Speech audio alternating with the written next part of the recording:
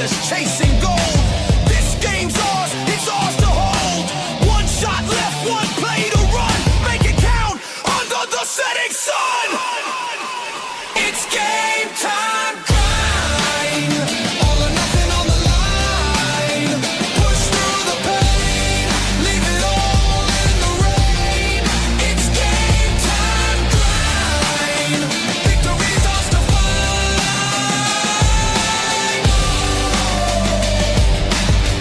Victory's ours to find.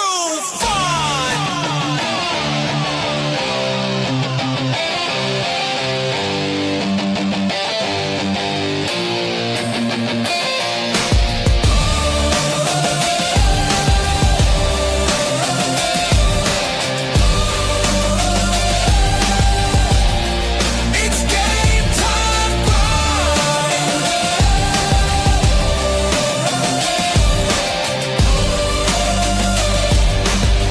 Victory's ours to find.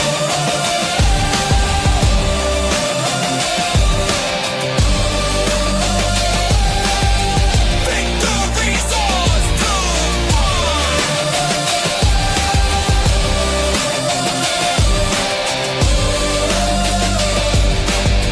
Victory's ours to find. Good evening, ladies and gentlemen. Welcome to a brand new episode of the Game Time Grind. I am your host, Ali the Persian. And if you're brand new to these parts, because I know there's some brand new people watching right at this moment, make sure you hit the like button. Make sure you subscribe. Turn on the notification bell, because this is going to be one hell of a ride. I got a great show, but without ado, my two partners in crime are in the back, and I felt they needed some more respect, right? So I'm going to play some music as they well deserved. Give a shout out to this Turn it guy. up, turn it up. Tampa in the building. Steve walking like what? New week, new smoke. College crowd on go. Steve talking that talk. Make a mascot fold. Green drip on the fit. Gold shine on the wrist. If you're lining up wrong, he gon' put you on the list. Stay what it takes. That Bulls talk. Watch him run it. USF on the screen. What's Squad, going they be on? bumping. Hard hit, Jeez. loud trash. Welcome to the show. Welcome to the show. Little What is up, sir? It's a brand new Game Time Grind. You know, we're going to finish our analysis of the first round. I cannot wait. But there's that one guy. You know, I think we're missing something. There's that one guy that always seems to be late, right? It's that time. This guy. Mystic in the building. Turn that on. Mystic. Mystic in the building. Turn that up. Mystic. We live, we violent. Crowd so loud, got the rival silent. What's going on, Mystic? Mystic on the field, yeah, we came to crush 'em. Pass, pop, helmet. And There we again, go. There we go. Oh my goodness. My phone was kind of frozen there for a second. Holy smoke. What's happening? What's happening? How we doing? How we doing? good, sir. How you doing, sir? Doing well, man. Happy to be here. Ready to get into the fun. Yeah, man. There's a lot of fun to talk about. We're going to continue our first round analysis of possibilities. And for those that are, just watching the show for the first time, go back. Last week, we had an episode. It was basically a first round analysis of the players that could be picked at every position. And we're just working our way down the first round, right? This is not a mock draft, nothing like that. This is more of a, hey, these are the possibilities and players that fit in different teams. And some players we might mention might be duplicated. They may be good for several teams. So we're going to break it down. We're going to talk about it. Before we do, though, like I said before, hit the like button, right? Turn on the notification bell. But we got some news, right? There's some news going on, and I kind of feel like we need to talk about it. There was a big pro day today, right? I don't know if you guys saw that. Jermon McCoy, he's one of the top corners in this draft. My opinion, Mansur Delane's the best, but this is the next best thing. Guy had a 19.4% forced incompletion rate, 53.6 passer rating allowed, 9 pass breakups and 4 interceptions, right? That was in the 2024 season. He missed the entire 2025 season, but he definitely put on a show on his pro day. Steve, do you want to talk about his pro day a little bit? Yeah, apparently there's some video going around about him doing some on-field stuff. I haven't seen it yet, but I mean the man ran a 4.3840, had I believe it was a 38 uh 38-inch vertical. Like I forget what the long jump was. It was something crazy. Like you could see the explosiveness. The Mhm. concerns we had, in my opinion, about his knee injury Yeah. are abolished. The explosiveness is there. The athleticism is there.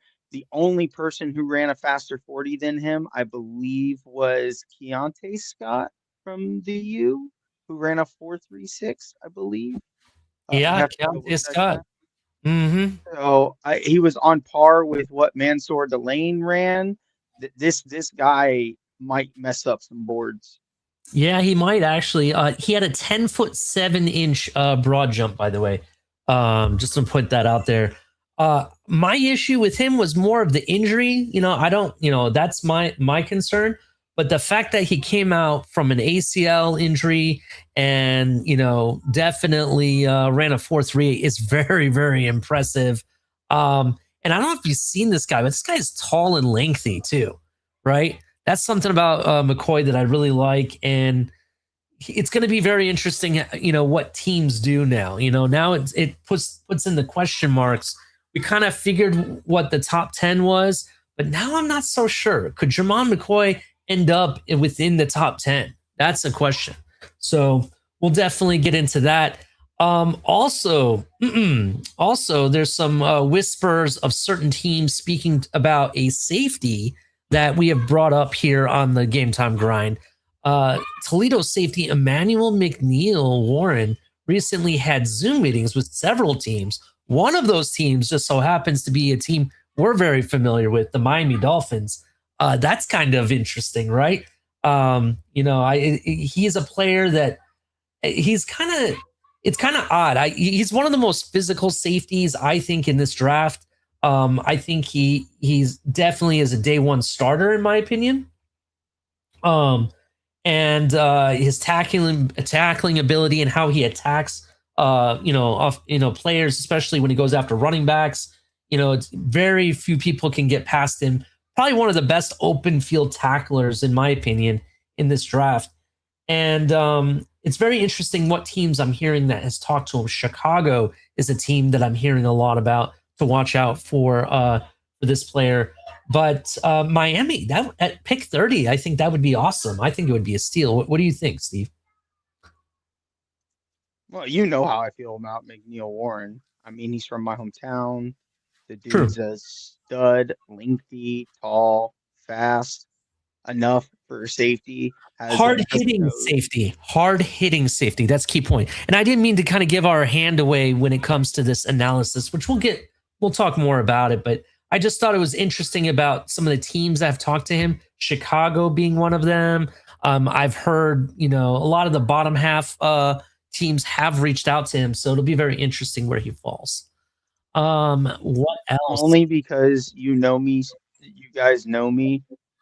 Where I have him going has me upset because of, but jealous of my best friend. So we'll see. We'll see where we get to when we get to that. Definitely, 100%. I'm hearing some news. There's some news that came out that the LSU quarterback transfer that went to Michigan has already decommitted, and he's only been there for maybe like a month. So very interesting what happens there. What else did I see? Some news. Oh, I kind of wanted to talk about two other things. And this will be my Ohio State segment since everyone thinks I'm running an Ohio State podcast. Two things, actually. First off, Ohio State wide receiver Jeremiah Smith was asked about postseason transfer portal offers, right? And he mentions that he knew, I know, especially at the end of the game, that a certain program was going to come at me very hard. Not going to say no names, so he's not going to say who it is, which I think I know who it is. I think everybody here knows who it was, but I wasn't going. So I think, is this the nail in the coffin, either of you? I mean, we've heard every time we hear from the Hurricane fans, oh, he's going to come, he's going to transfer, he's leaving Ohio State, and he says he's not going. Is this the nail in the coffin finally? Can we call it a bed that he's not going anywhere? I think you need to get a hold of them Hurricane fans and ask them if they're VC confident. If you know, you know. VC confident. I agree with that. If you know, I am you know. VC. I am VC confident that he is not going anywhere. I had no question he wasn't going anywhere. Definitely. I didn't have any question either. I mean, if you know this kid, and it outside of the money, right? Outside of whatever team was trying, even if it's not the Hurricanes, let's say it's another team, right? He comes across to me as the type of player or athlete that he owns, like whatever he, like, how do I say this? He says he's going to do something, he goes and does it, right? I'm going to make it work here. I picked here. I'm going to sit here and sit in it until it works, right? He doesn't try to, oh, it didn't work here, I got to leave. You know, he doesn't run away from the project. He gets the job done. That's basically what I'm trying to say. He comes across to me, he's that type of athlete. I don't know what you guys think, but I think this kid is a lot more mature than what some people give him credit for. And at every level, when you didn't believe in him, he made sure at the end you were a believer. So, and that started all the way, playing Pop Warner all the way through high school and now into college. He's in his third year. He's going to probably be drafted next year. And I'm going to tell you right now, he's going to make everybody a believer. That's what I expect from him this season. Any thoughts on that? No, you're good. No. Okay. All right. Good. All right. Speaking of Ohio State, and I know this is my Ohio State segment, so I got to keep going with this. Speaking of Ohio State receivers, and I don't like to do this, and I don't really do this usually, but there was some smack talking amongst some beat writers here in South Florida. I don't know if you guys saw that. Omar Kelly was going back and not really back and forth, but made some comments to an Ohio State fan in regards to, now that Brian Hartline is gone, Ohio State ain't going to have no more elite receivers. Any thoughts on that? Yeah, they're coming to USF, baby. I was setting you up, Steve. Come on, man. You got to roll with it. All right. So here's the reality here's a reality check to that take, right? Number one, there was elite receivers at Ohio State before Brian Hartline. There was elite receivers when Brian Hartline was a player. And there's elite receivers well after Brian Hartline is gone, right? That's the reality. And if you didn't know, they already just reloaded, and one of the best receivers in this past past recruiting class is already shining spring practice. I've heard some amazing things that he's torching the corners at Ohio State already, in just spring practice. He hasn't been there, a couple months, if that. And it's really interesting. Just to give you some thoughts about it, but Chris Henry Jr., right? The son of the late Henry that played for Cincinnati, right? This guy is like getting first team reps already. He's way ahead of the game. It's going to be a very exciting season seeing him on one side and Jeremiah Smith on the other. So that's really interesting. Another take, I cannot remember the receiver's first name, but his last name is Parker, the receiver that transferred from LSU to Ohio State. from what I understand, he's already well ahead and is like really starting to be really good as well. As well as the new wide receivers coach. He made some comments that it's unbelievable at Ohio State. He has, he was giving props to the facilities, the players, anything and everything he could ever imagine. He has disposal. And he says the room is just loaded. It's unbelievable. So I found that to be very interesting. Some interesting thoughts. But the fact that someone says that Ohio State is not going to have any more elite receivers, or they don't, now that Brian Hartline's gone, I'm sorry. All we did is this. Oh, we lost some. We just recoup and we move with it. That's basically what's going to happen. So, I mean, to be fair, Chris Henry did contempt going somewhere else because Hartline left. So I don't think it's ultimately going to affect you guys. To be fair, I agree. I'm just saying that maybe one or two guys might, head a little south of the Ohio border. Let's be fair. You want to be fair, okay? I understand that it looked like he thought about it in the media, but did you see what his story was? What his excuse was? After he decided to still go to Ohio State, did you see what he said? I don't remember the whole statement, but I do remember he said that him and his parents had to take a pause moment when the announcement that Hartline left. That's the key word. His parents. From my understanding, and this is what it's been reported that he has said, is that I think it was his mom and someone else wanted him to rethink it just to make sure it was the best option. But he didn't really want to. He still wanted to come. So, look, if they have to pause just to be sure, then so be it. But I had faith that he was going to come no matter what. And that's what ended up happening. In fact, everybody that said they were taking a pause ended up coming to Ohio State anyways. Do you understand? It didn't really make a difference, because the reality is, if you're leaving because some wide receiver coach is gone, why are you there for the wide receiver coach? You know they're going to bring in NFL talented receivers no matter what. Or I'm sorry, NFL talented receiver coaches no matter what. Look at all the coaches Ohio State hires. Look at Matt Patricia, right? Look at some of, they just hired the former Steelers linebackers coach, to give you an example.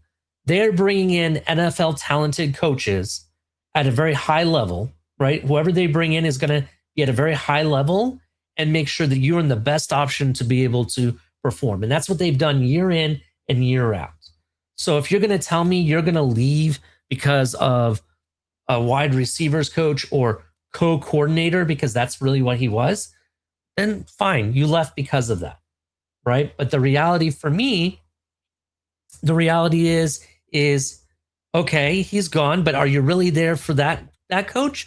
Or are you there, because of the program and the head coach? Because that's really who you're playing for. You're playing for the program and the head coach, not the wide receivers coach or the co-coordinator.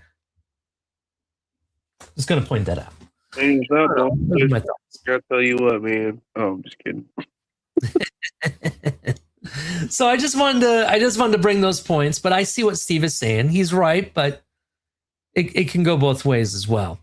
There was something else I saw in the news. I do have a small piece of news that could Go ahead, go for it. Shoot. Yeah, definitely. So obviously there's a lot of pro days going on, and a certain Clemson pro day went a little sideways. Avion Terrell pulled a hamstring muscle. We don't know how bad it is, but he was warming up to do his run, and pop goes the weasel. We don't know if it's torn. They don't know if it's a strain yet, but he hurt his hamstring. So that'll be something just to monitor, because that doesn't just affect your hamstring. That's your groin. That's your calf. That's your glute. It's all attached. So just a fair warning that for those, this could affect boards. This could affect the first round. Yeah. Go ahead, Mr. No, I'll just say cue the stock downtrend music. You know, Knock down. I don't know if I have any. Here, that's though. It sucks. Great prospects, but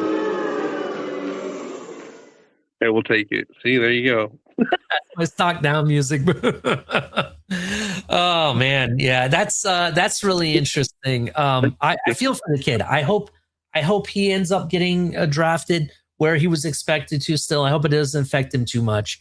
But you're right. Hamstring can lead to several other areas of the body that can be injured. So that is true, like you said, the groin.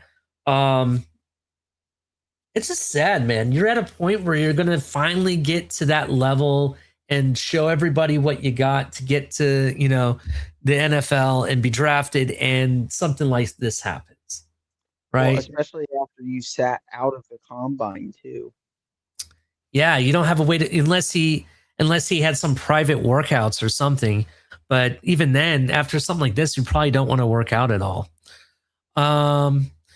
Here's something interesting I want to bring up as well, real quick. Let me share my screen. So I found this to be very interesting.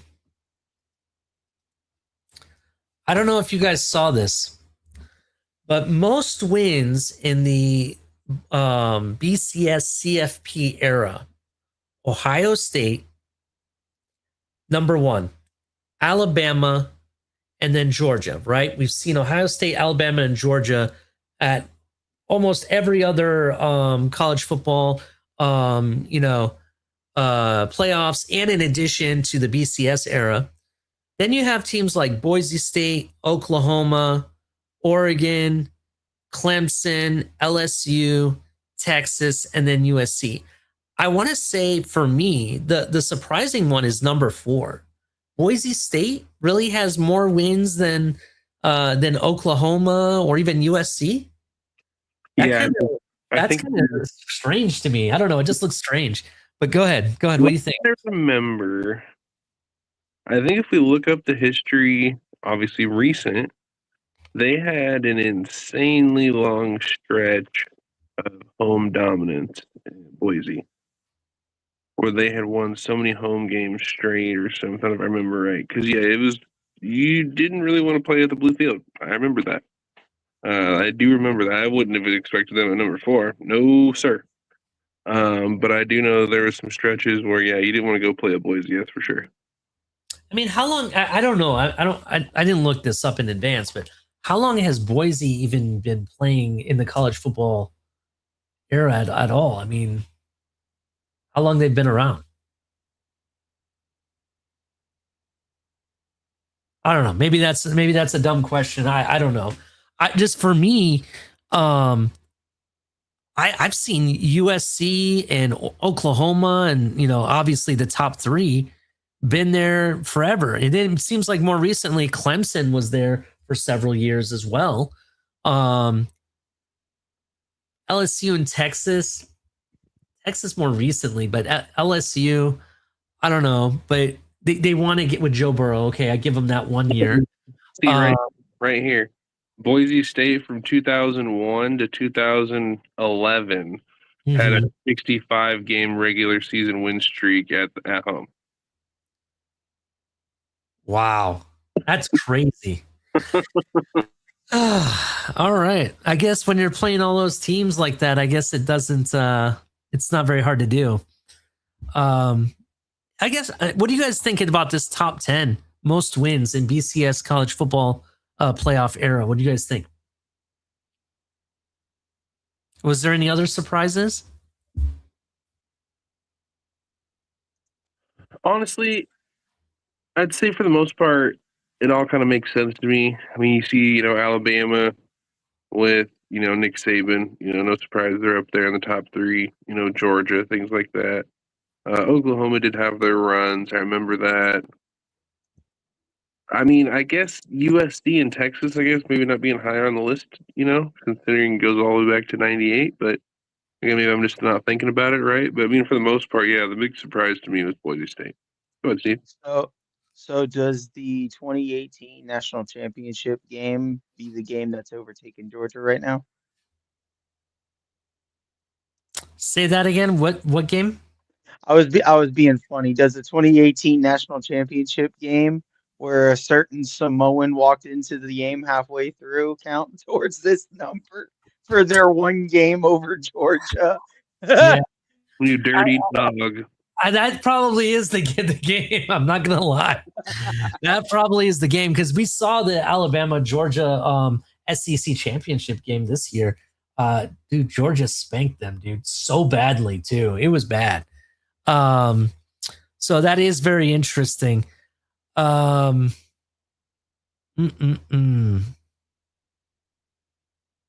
yeah, yeah, very, very interesting.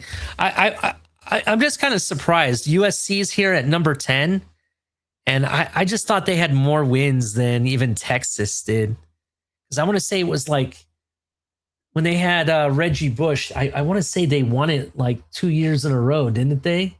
Or was it just 1 year that they really I don't won it? know. I'm I pretty don't know sure they about were that, better but 2 years, but I think the second year was that's when Vince Young won it. Oh, with Texas. Yep. Texas did win it. I forgot about Vince Young. Yep, that's right. I don't know about that. But this comment, "Where's Florida?" That's kind of funny. Who I said ain't that? gonna lie. Somebody in the chat. Where's Florida? Oh Where's my Monjo? god. Savage. Who's their quarterback? Was DJ Lagway? Who? Was. I don't know who that is. I mean, he ain't there now. He's at Boise, right? Baylor. Baylor. He went to Baylor. Or Baylor. That's right, Baylor. Yeah, my question is, who's that team that beat Boise? Because I know a team in here in Florida that beat Boise. I want to be nice with this answer. No, fuck that. Spike it in. It's South okay. Florida. Go ahead. I've already said it, and I said it on here, and I stand on it. Now that Heartline is doing what he's doing, and spring practice has been looking really good. Yeah. If any one of these three quarterbacks we brought in, we're winning our conference, and that automatically gets us into the playoffs next year. Watch out, Navy. Watch out. Ooh, very interesting. Cannot wait to see what they do. So that'll be very, very cool. All right. Well, let's get on with the show. If you're just joining us, make sure you hit the like button, turn on the notification bell. We're going to get into this. It's going to be really interesting. If you watched the last show, we stopped at 16, the Jets, right? That's what we talked about. The next pick is the Detroit Lions. So we are going to talk about Detroit.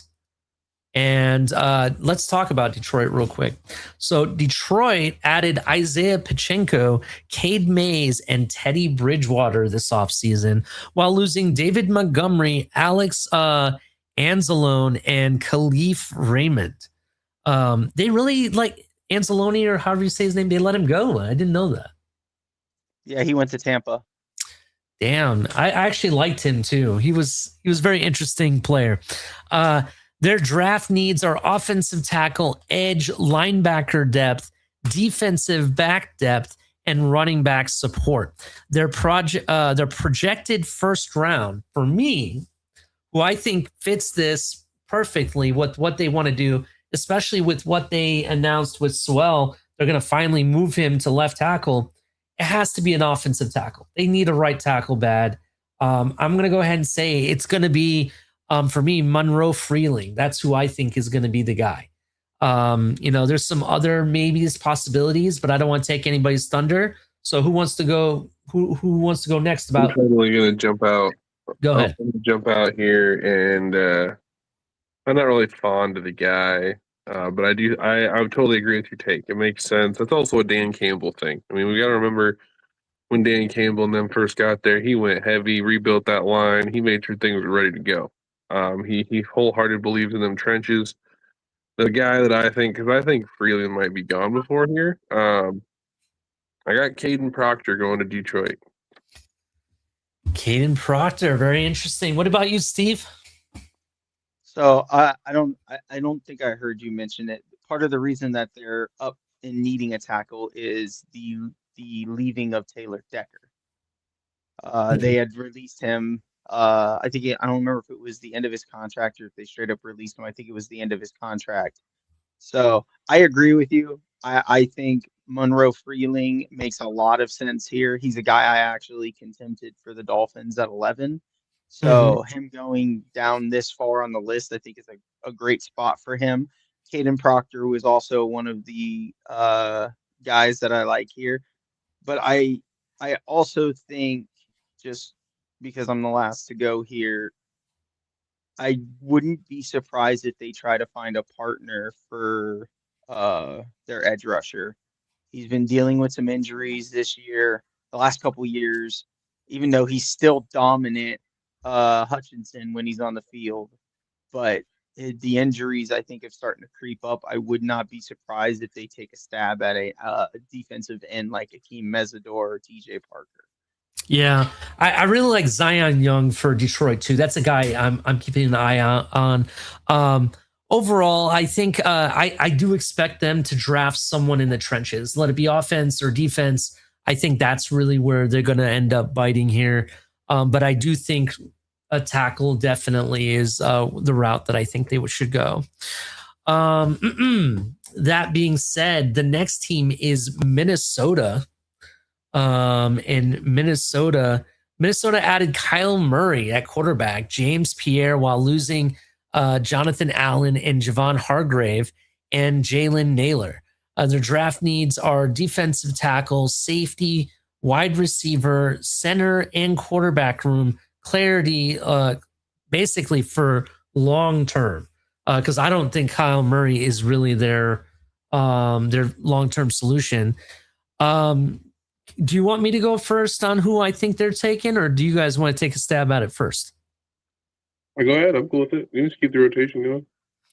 Well, I think you guys are going to like this player. Safety Dylan Thieneman. The big rumor cloud here is ripple effect, adding Murray and what that means for the rest of the quarterback room. So basically, for me, you kind of put a Band-Aid in the quarterback room. You focus on the defense. And I would go safety. They also lost Javon Hargrave. So, there's room. They need a safety bad in that room, I think. In addition, you could look at defensive tackle also here. There's a couple that could be in this area. There's Kane McDonald as well as some others. I don't know. I think Dylan Thieneman is a good fit here. What do you guys think?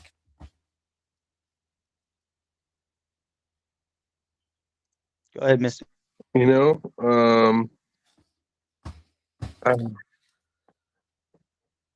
It totally makes sense. It really does. From the Minnesota Vikings standpoint, where they're at, they've always had good safety play.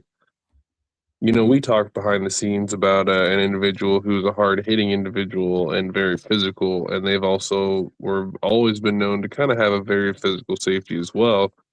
I think maybe one of those under-the-radar guys you look for is that Emmanuel McNeil Warren. excuse me there. I think that is something interesting to watch too. Obviously, that's an under-the-radar, pick. There potentially could be other guys on the board, but isn't that still a Brian Flores-led defense? Yeah, Yes. that is true. Doesn't he love his physical guys? Go ahead, Steve.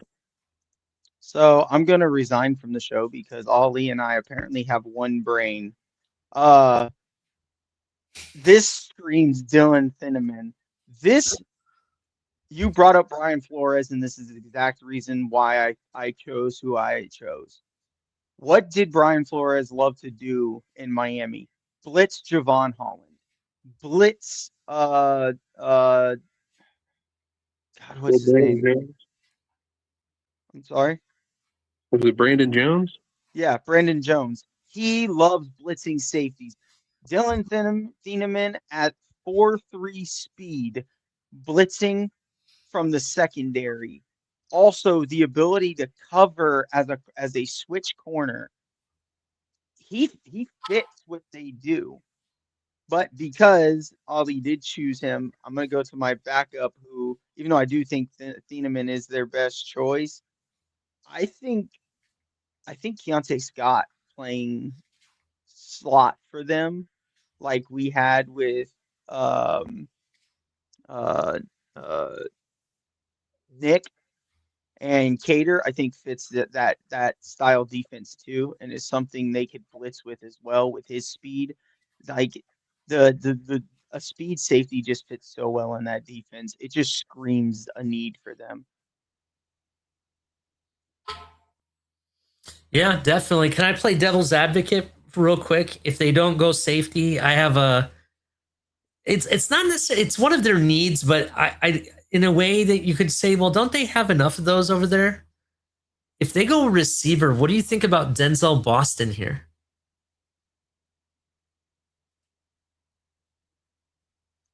I think it makes a lot of sense. I like Denzel Boston, but I also like Omar Cooper here too. That's a good one too. I didn't think about Omar Cooper, but Denzel Boston definitely that would be for me. That would be an interesting pick. All right, who is next? The next team is the Panthers. So let me read you guys a little snippet of the Panthers and what they got going on. The Carolina Panthers added Jalen Phillips. That was the big edge pickup.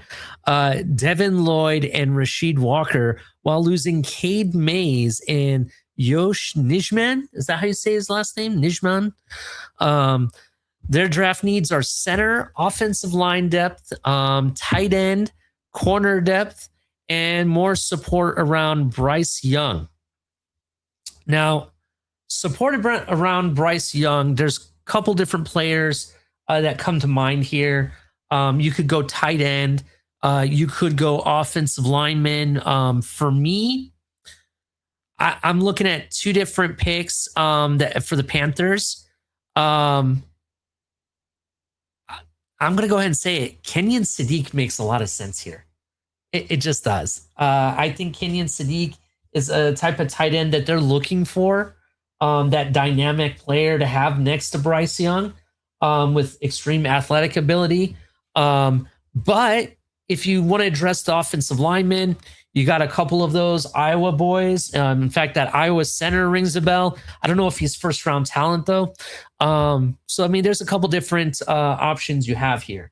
Go ahead. Who wants to go next? Because I don't want to take anyone else's thunder. You know, I think I might accidentally steal some thunder here. We'll see. Hopefully not. You know, supporting Bryce Young is the thing. What, this is a playoff team that was a wild card exit, right? So continuing to build that trench, allowing your quarterback to do the things that he needs to do, get the ball to his weapons. I've been told this is probably the best center in the draft, you know, arguably with, you know, the guy that I like. But I'm thinking this is a Jake Slaughter to the Panthers, unless there's if one of these other wide receivers, this was my other thing, it was either best center to help your quarterback or one of those top wide receivers. If somehow one of those guys falls down in here, I think it makes sense to pair him, or to your point, Ollie, Sadiq, makes sense to pair them with McMillan to give them more weapons within that offense. But again, offensive line really makes sense to me, you know? Yeah, definitely. I was also go ahead, Steve. Let Steve go first. I almost took some of his thunder, possibly. Go ahead. I doubt it. I reevaluated after some of the things that happened during the last week in the draft scenarios. They went and got so Carolina actually went and spent a lot, and I don't want to say a lot in free agency, but they went and addressed their tackle situation. They went and got Rasheed Walker from the Packers, and they also still got Taylor Moton and Akeem Aquanu. So their tackle situation's pretty good. They still got Robert Hunt and Damian Lewis. Luke Fortner being like the question, but they still got Chandler Zavila. I think their issues on offensive line are something that would be addressed in later rounds. I do like Jake Slaughter for them, just not here. I think first round for Jake Slaughter, I think is kind of a reach. I have them taking, if he were to fall, based on my reassertion, I had them taking two different wide receivers, either Cornell Tate if he falls, to pair, because the wide receiver they got from, I believe it was North Carolina, Xavier Legette, has not lived up to what they thought he was going to be. And then they have the receiver that they got last year, McMillan, right?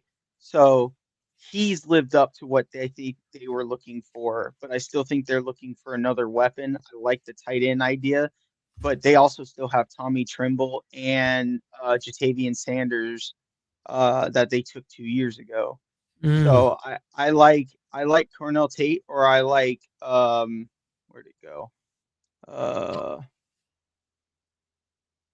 Omar Cooper here a lot. I think both of those fit kind of what they're looking for the explosive receiver. The more I'm watching Omar Cooper, the more he kind of reminds me of Jarvis Landry and the way he attacks. So you add that spunky slot who can play boundary to that wide receiver room with Tet, who's basically just Mike Evans, and then a decent wide receiver in Xavier Legette, excuse me. I think that screams a perfect situation for their quarterback. It's definitely true. Look, I think we're on the right track. I think it is going to be an offensive weapon for Bryce Young. It makes sense here, being the fact who their head coach is. He's offensive minded, and I think he's going to do something to support his QB when it comes to weapons. Kenny and Sadiq makes a lot of sense because I know they're looking for that athletic style type of tight end, and he would be a sure fit kind of guy. Omar Cooper, definitely a good point. Even other players that we've already mentioned could very well go here as well. Cornell Tate, though, that's an interesting name. I do expect Cornell Tate to go a little bit higher than where we're at right now with the Panthers. But if he falls, then yeah, I could see them picking him up for sure. Who is next? Did anybody else have any other takes on the Panthers before we move on? No, I'm good. Okay. The Dallas Cowboys are next on the board. What can you take? Oh. It's okay. What can I say about the Dallas Cowboys? The Dallas Cowboys, they have, I'm sorry, let me move up a little bit to where I wanted to read who they brought in so everybody could see. Just bear with me one second. Where are we? Where are my notes? Here they are. Dallas added Rashawn Gary, Jalen Thompson, and Kobe Durant while losing Osa Odizua. I'm sorry if I didn't say that right. And Jalen Tolbert to the Miami Dolphins. Their draft needs are corner, linebacker, edge depth, defensive tackle depth, and receiver help. Depending on what they do with their first pick, because I know they picked 12 also in addition to pick 20. If they go corner, I could very well see them going wide receiver or even linebacker here is a possibility. For me, there's two names that kind of ring the bell. This was my notes prior to what happened today at a certain pro day. But I did originally think that Jermon McCoy could fall here. I thought he could fall here possibly. Now I don't think so. I think Jermon McCoy is going to be picked sooner than 20 for sure. And the other name that I thought could be a fit, edge Kendrick Folk. who I think fits what Dallas wants to do, and that would be an interesting name. What do you guys think? So I absolutely was going to say, yeah, I have Jermod McCoy going to them at 12, and I think it makes sense like an Anthony Hill or something here at this point to continue to reinforce that defense. I heard them say they really want to make sure this defense is shored up, because I think the last thing I read good old Jerry say. So I think it makes sense. Double down, get 2 starters to really help, replace some production that they let, kind of go. If you know, you know. Yeah. No. What do you think, Steve? So I like both of those. I took McCoy also at 12. I think I think he up and even past, like, I get it. Like, it's hard for me now that I've seen the pro day for the Dolphins to pass on him, but I do think 12 is a great spot for him to be taken by Dallas. And then Dallas swings back around and takes an edge. I think it's a different edge. I think we see the first true reach, in my opinion, if not the second, based on what the Jets do at 16. I think Dallas takes Akeem Mesidor here. Akeem Mesidor, that's an interesting name. Definitely a player to watch. Another player I thought of, maybe Georgia linebacker CJ Allen is someone that could go here too. Definitely gives him the range and physical linebacker that they're looking for. But, and this is the big but, right? There's been some talks that Dallas are hoping that somehow that a certain Ohio State linebacker could fall to them, Sonny Styles. What do you think of Sonny Styles at 12? Since we're talking about Dallas. I think if the Dolphins let him go to Dallas, I'm going to be sending hate mail. Oh, wait. Well, there are some people in the Dolphins community that today started an uproar on the Twitter spaces talking about how they don't really think that Sonny Styles is all that and that he's going to go in the 20s or somewhere between 17 and 20. First of all, I don't know how he gets out of the top 10 personally. But just overall, let's say he does fall to Dallas at 12, right? Then you're looking at guys like CJ Hood, among other corners that could be here at 20. Or do you think they go linebacker and still don't address the corner position if they go linebacker at 12? Do they double up on linebacker? Basically, is what I'm asking. You know what? What about a Zion Young? Zion Young is somebody that could be there, definitely. I like Kendrick Falk a little bit better for them, but that's definitely a name to watch. I mean, do you mean like double up edge and linebacker? I don't see them taking 2 linebackers unless Yeah, you're like, you're probably right. They probably won't take 2 linebackers, but it was just a thought. But taking a linebacker like Sonny Styles and then following it up with edge, let's say Kendrick Falk's there, or let's say Zion Young is there. Both those guys would fit the bill. I do have one monkey wrench just because of how Dallas likes to run things.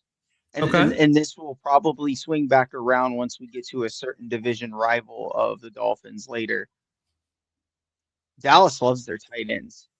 Could you imagine adding Kenyon Sadiq to Terrence Ferguson? I think it's not Terrence Ferguson. One of the Fergusons. I forget which one it is that's there. There's like a million of them in the league.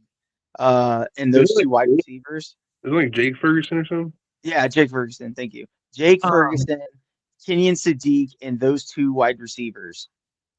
You imagine that weaponry. Let's actually talk about that for a little bit, because that is a monkey wrench. But I'm going to throw a little bit more monkey wrench into the monkey wrench.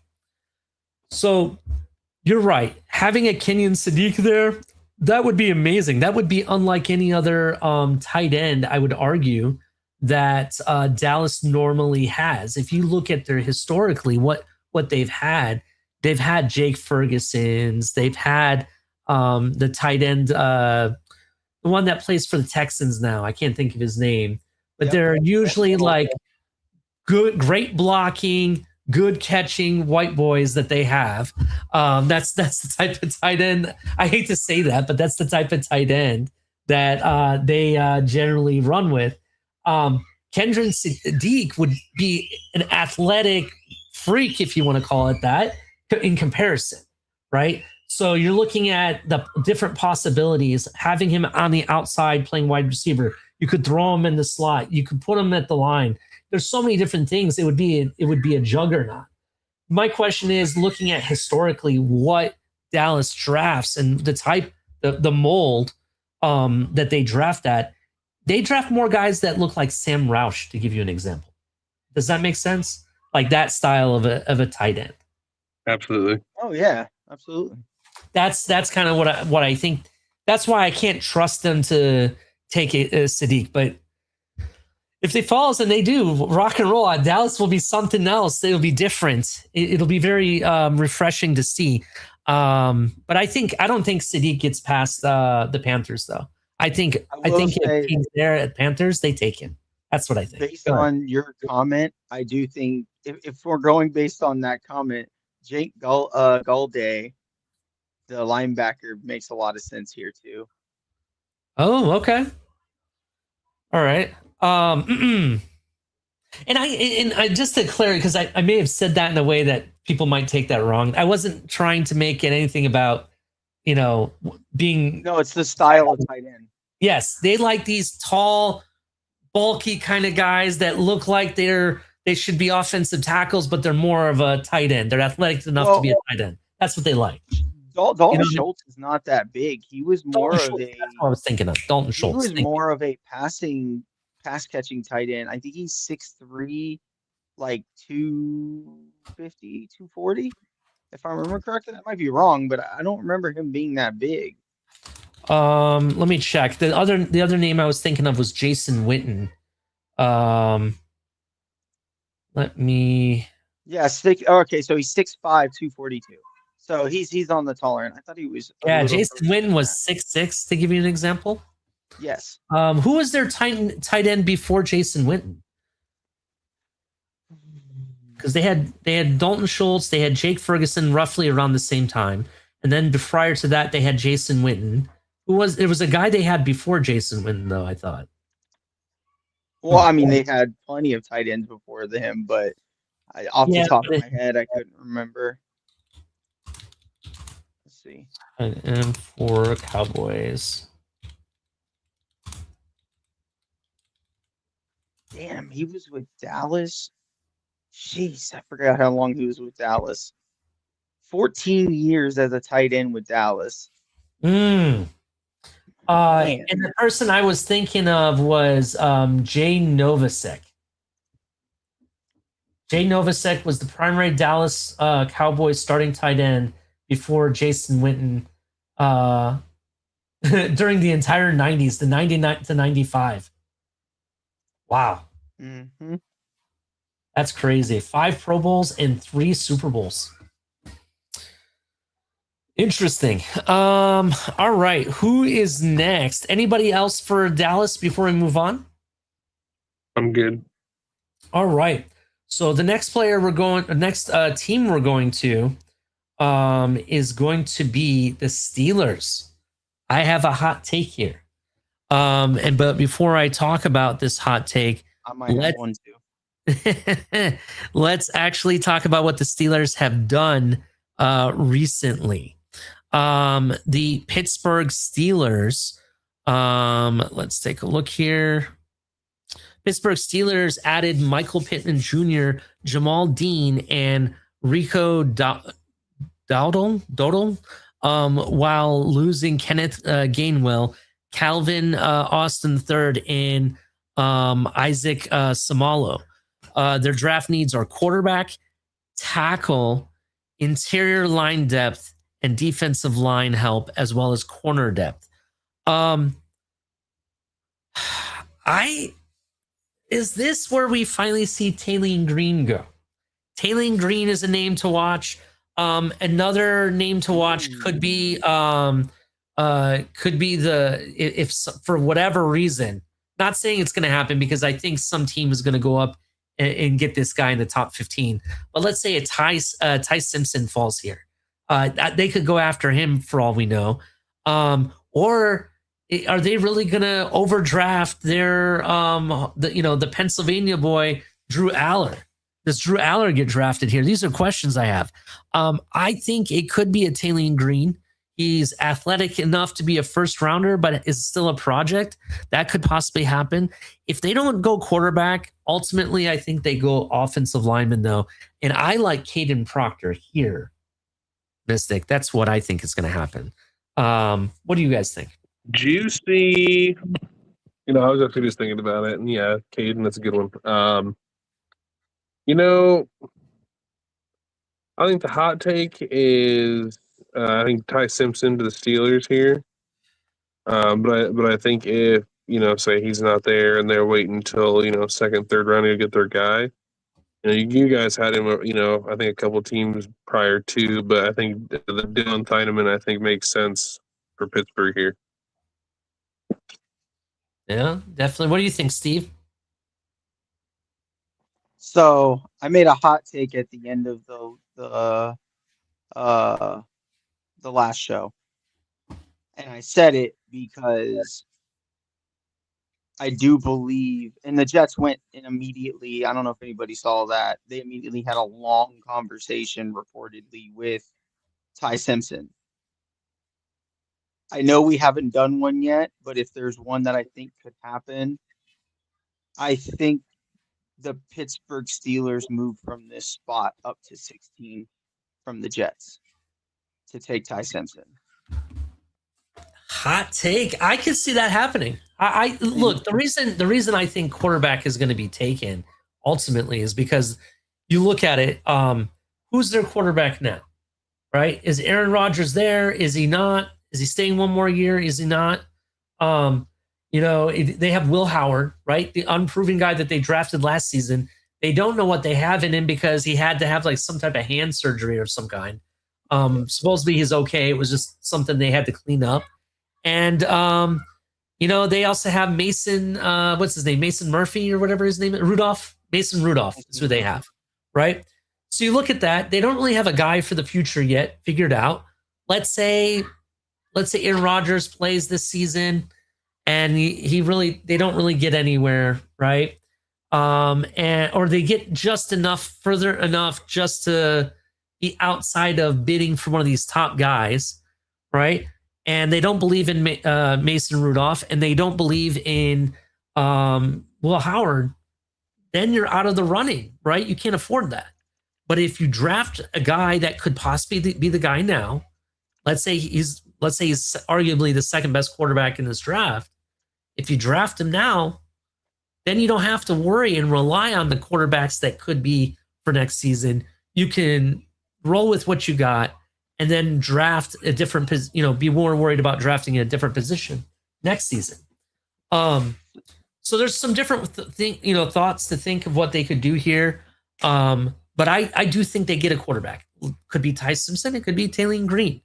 Maybe they trade down and get Taylor Green from here. That's a possibility too. So just to finish my thought process too, part of the reason I think they move up for quarterback, Will Howard was not drafted by this head coach. He was drafted under the last head coach, the last regime. They now have Dallas's old head coach there. Now, he developed Dallas's quarterback from, I believe, the fourth round, right? Dak Prescott was a third or fourth rounder. I believe he was a fourth rounder. Mm-hmm. So he could decide to develop, right?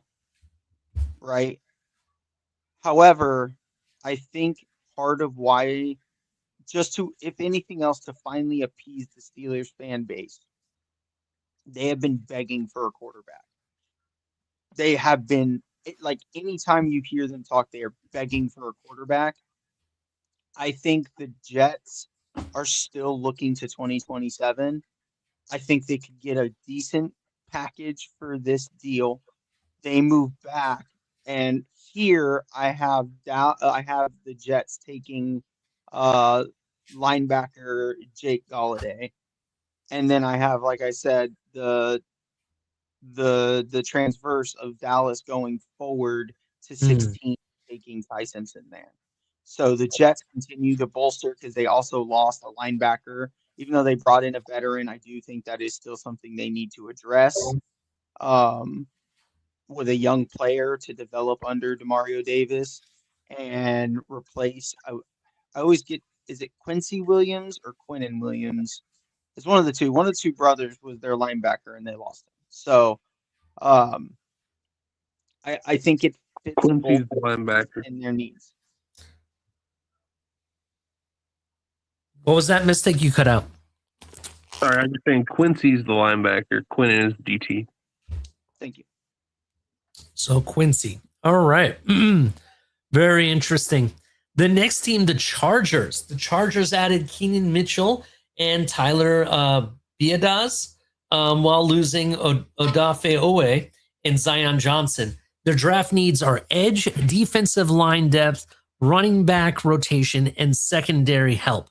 The projected first-round pick is not going to tell you what my projected first-round pick is yet, because I want to talk about it for a moment. Last season, we watched the Chargers get decimated at the offensive line. I want to say they were on their second or third string of offensive linemen at one point, and still be able to still operate in a way. But I'm kind of go back and forth with it. I do know that they do need edge help really bad, right? So there's that option, but is offensive lineman more needed here than what I stated off? Like I think it, and the reason I say that is you look who you drafted last season. You drafted Omar Hampton, right? And you could tell with the lack of offensive line help how it went. You were really high at one point with Omar Hampton and what you had going on, and then week after week it started getting worse and worse. Is that really ultimately what they need? Or do coaches like the Harbaughs do what Harbaughs do best and they draft defensive players very well? A guy that I like here is Cassius Howell, the edge player. However, it could go offensive lineman. And who's going to be left here at this point at offensive line? That's a big question. So that can come into play at this, but I have a feeling they're not going to go with the grain. They're going to go with whatever the best edge they can find, and I think that guy is Howell. What do you guys think? I think you're spot on. I do. I think, but part of me says it wouldn't surprise me if they found a way to get another weapon or another threat. It also wouldn't surprise me if he fell, if they went and picked up the guard out of Penn State, Vega. You continue to shore up that line. We know the offensive scheme that's there now. We know what Mike McDaniel's capable of. Allow a quarterback to stay upright with those weapons. It's gonna be fireworks in Los Angeles. That's all I know. Interesting. Hot take. I have a hot take for the end. I'll let Steve go first. My bad. Go ahead, Steve. You're good, and we lost Mystic. So they added Tyler Biadasz. They added a fullback in Alec Ingold. They added an offensive guard in Cole Strange, who I think actually has a chance to start for them. That we basically swapped guards. They gave Miami got what's his name? Sawyer, and they got Cole Strange. So we kind of swapped guards. I actually do like them maybe going for a guard here if Lomu's still here. They could take Jennings Dunker here. Those are also very great options. I do believe, however, they are going to go defense. I do think edge is a need for them. I think Kendrick Falk fits them very well, and the way that they attack from all angles. I think he's a very good piece. Yeah, I like Kendrick Folk here for the Chargers. You know, I And do have another interesting little piece I want to throw in here. A wild card, if you will. It wouldn't, I have a wild card. I guess, at this point. How about Denzel Boston, wide receiver out of Washington? I think that would be an interesting one. Give him a larger framed guy, you know. You do have some quick speed there. Just give him another big body dude with some really good ball skills, you know. That's definitely an interesting take, and I could see them doing something like that. But they've done that in the past. I just don't know how well it would work out for them. But I will say this. I do expect Denzel Boston to actually be gone to the Rams before this point. That's who I took in last week's episode. But that is an interesting take. I have a more wilder take than that. There's a certain defensive tackle that a certain fan base in this chat has been banging the table for, asking about where the Florida boys are.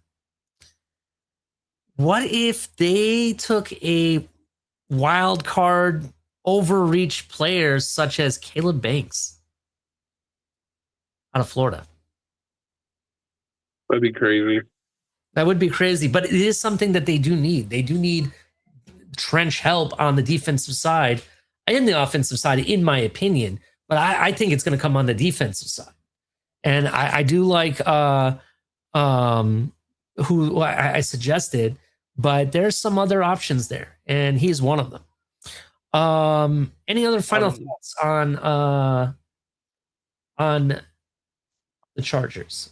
I have one wild card, and this would be a reach, and I understand it might be a crazy reach, but there is a wide receiver type, in my opinion, is missing from this offense.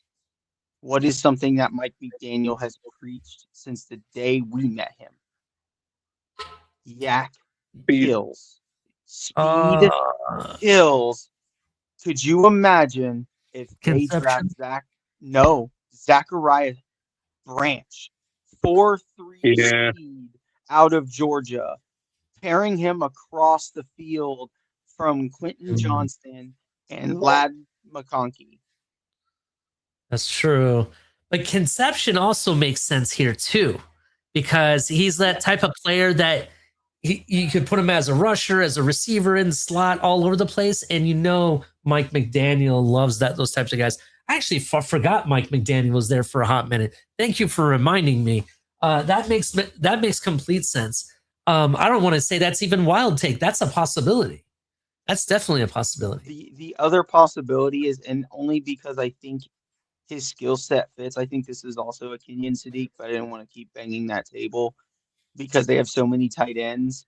But I think Kenyon Sadiq's skill set fits really well here. True point. Very, very good point. All right, next team up on the board, the Eagles. Yes, the Eagles are on the board. And sad. It's where you get sad. Philadelphia added Rick Woolen while losing Jalen Phillips for a third-round pick to the Miami Dolphins. Nakobe Dean and Reed Blankenship. Their draft needs are edge, offensive tackle, linebacker depth, safety depth, future offensive line planning. I think that last statement, they need future offensive line planning. If you look, they don't stay long in certain positions, right? You saw they went to a Super Bowl with arguably one of the best defensive lines ever. Everybody along that line had 7+ sacks or more throughout the season. And the very next offseason, right after the draft, they go and clean house. They throw everybody away, trade people away, and they go and redraft their defensive line. But this time around, I think it's going to be on the offensive side of the ball. I actually like Blake Miller here. Blake Miller is an option, as the offensive lineman. I think even if it's not Blake Miller, I do expect them to address the offensive line of that team. And I think it's going to end up, that's where it's going to end up falling. What do you guys think? No, you guys, I think you guys, again, I think you had just said him here a couple teams ago. I think he falls to potentially, it sounds like this spot. I think it just makes sense. I don't know why I feel like he's a Sirianni guy, but Akeem Mesidor, edge rusher, Miami, I think makes a lot of sense for Philly here. That's a good point. What do you think, Steve? So this is why I get sad. So, and this is what I kind of alluded to earlier. Some of y'all know my best friend is an Eagles fan. I had a long conversation with him about the draft. I mean, I have a lot of conversations with him about draft, but I really had a long conversation with him about this draft. I initially thought, as you did, all the offensive line. They're starting to get near the tail end of some of their guys. Their left tackle is starting to get up there in age. Their right tackle, the names with me these days have been terrible. Please help. Their right tackle's name. Isn't that Lane Johnson? Yeah, Lane Johnson. He's actually been talking about retirement a few times. He's got a lot of mental challenges that he deals with like not like he's crazy or anything, but depression and stuff like that. It was really hard for him a lot of times, and he's been dealing with a lot of injuries. Me and him came to the decision that like taking offensive line, though it sounds great, he doesn't see their GM taking an offensive tackle to sit on the bench this year. So this is where I think one of my favorite safeties in this class goes. This is where I have Emmanuel McNeil Warren going, and I have to fight my best friend because he's going to take the guy from our hometown and one of my favorite players in this draft. I think it fits a need that they desperately need, losing one of their cornerstones in Reed Blankenship. They need safety help. They got Michael Carter, and from all I've heard, Michael Carter's talking about playing safety, but I still don't trust him. I think he'll end up being like a nickel safety playing in a 3 safety set that Fangio likes to use. So I like McNeil Warren here. I'm gonna throw a wrench in it. What do you what did you say? Who did you say, Mystic? Who was your guy? Mesidor. Okay. I do agree with you. Initially I wanted to say McNeil Warren here, right? But, and here's the big but. I think there's a possibility the Eagles could jump up the draft board and pass a certain Norwegian group from Minnesota and get into that 17th spot and go after a certain safety we mentioned before. That is a big possibility because I like Thieneman, to be honest, a little bit more for the Eagles, but it makes sense for them to go, for Vikings to go after him. You know what I mean? That's, I think, is the best option for them. But I would really like to see Thieneman as an Eagle, to be honest. What do you guys think about that? That makes a lot of sense too. Yeah, but McNeil Warren is definitely a good pickup there. I definitely see what you're saying, Steve. According to stuff I've read, he could go as high as the Eagles, but people think that he's going to fall somewhere in between the Eagles pick and to the end of this first round. That's what I'm hearing a lot from people. So, I don't know, just my thoughts. Any other thoughts about the Eagles before we move on to Cleveland? No, sir. All right, quiet bunch today. The Cleveland Browns added Titus Howard, Zion Johnson, and Ellington Jenkins, with their departures were lighter, with Devin Bush among notable losses. Their biggest needs are left tackle, wide receiver, quarterback for long term, linebacker depth, and defensive youth. Look, the one thing I know they've been searching for even into last year has been wide receiver. They've been looking for a wide receiver this entire offseason.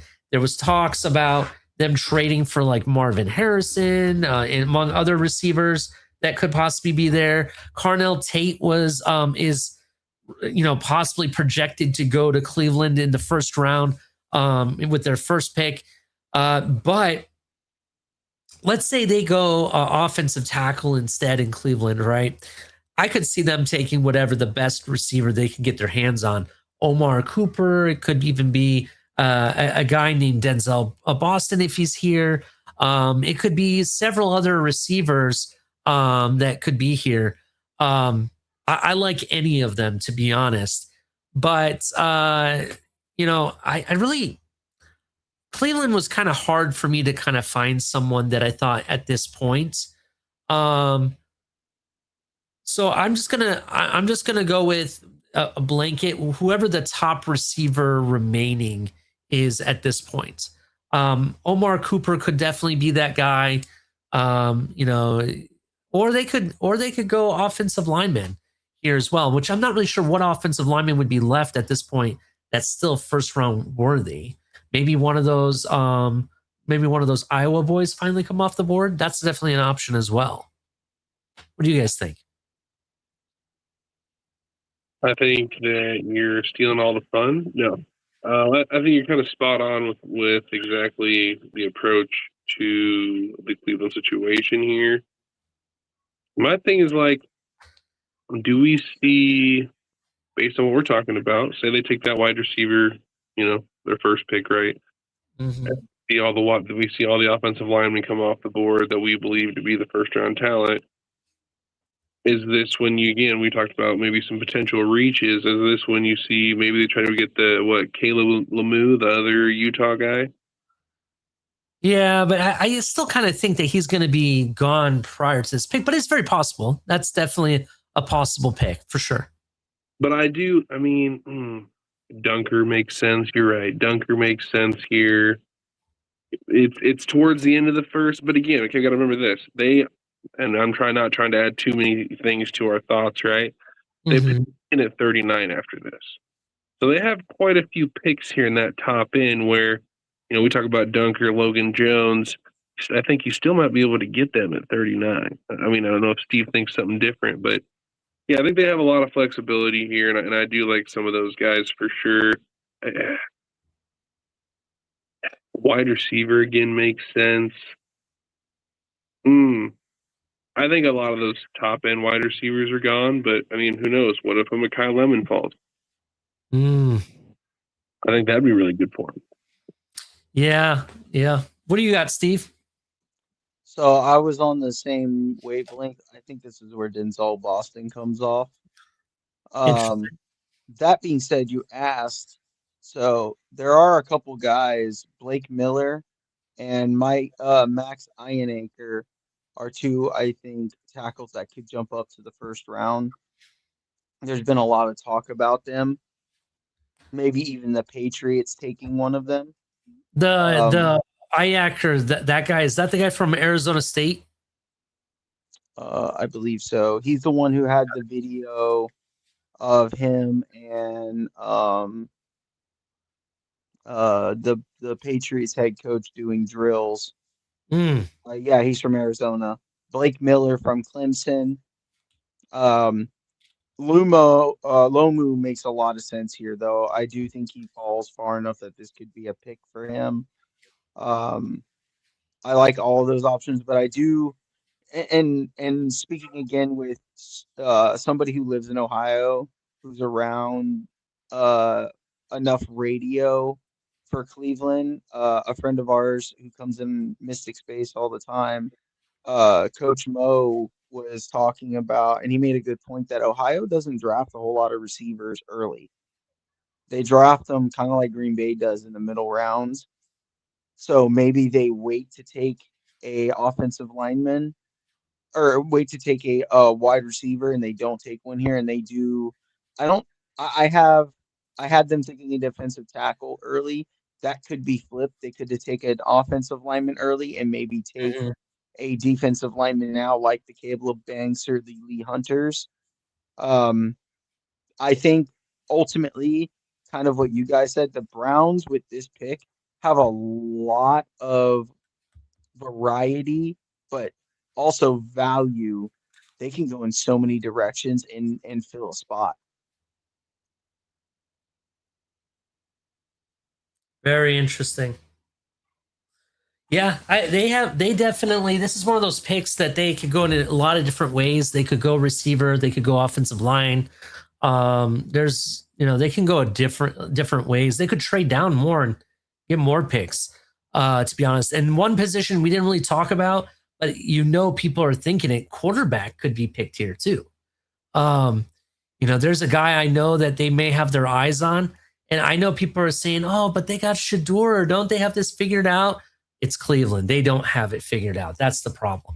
So very, very interesting what they could do.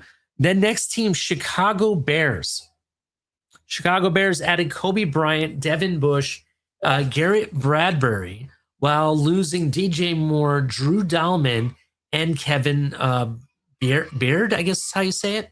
Their draft needs are edge rusher, wide receiver, safety depth, offensive line help, and pass rotation.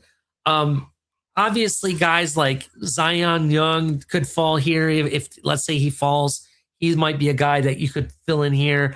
A guy that I really like, and this is the guy that I know this guy made.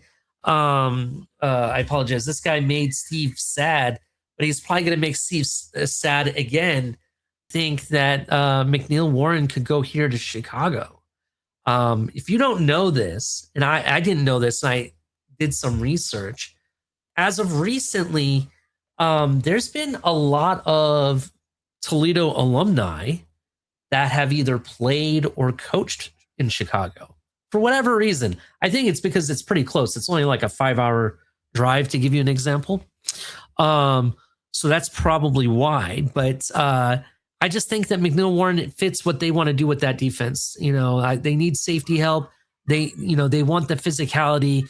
Like I said, the way he attacks players, goes after players. I think that McNeil Warren makes a lot of sense for Chicago Bears. What do you think, Mystic? Man, maybe a guy who can bring back the peanut punch, huh? Yeah, definitely. I think great move. If Warren isn't there, I'm not sure that I have talked about this guy yet. I think maybe you guys have said him, maybe on the last episode. I'm not entirely sure. Caden McDonald. I think Caden McDonald fits what they want to do on that defense. Interior run stuff. Really set up that interior defense for him. Really, if you look at it, as obviously as a whole, the team, they got to be able to play better in the crunch, but they really got to concentrate on the defensive line and secondary to really shore up. You got a quarterback who's going to, put you in those moments, be able to do what you need to do. But, they finished with 35 sacks last year, which was tied for 28th in the league. You got to figure some things out there. Definitely. What do you think, Steve? So I was actually, me and Mystic agreed here. I think Kalen McDonald fills a need. Like they have Grady Jarrett, but he's starting to reach in the top end of that age. And they got Gavin Dexter. They got Neville Gallimore, who's already 30, Shamir Turner. Like their defensive room is really good. I think their defensive tackle room is good, but I like to get another young guy in there that I think brings a dominance to their defensive line. I was doing some thinking. Can anybody name a corner from Chicago? Oh shoot. Well, it's been a hot minute, but not at the time at this point. So corner is definitely maybe a. Are you thinking Hood maybe here? So they have Jalen Johnson, who's decent. Jalen Jones, okay. Terrell Smith, Dante Manning, Kobe Bryant, who I like. and Kyler Gordon, who I like. And then they picked up Zav Frazier, who, okay, cool. Yeah, I was thinking Hood here. Like, it's something I think they could use some more of the talented corners and maybe shore up that room a little more if they don't feel like defensive tackles as much of a need.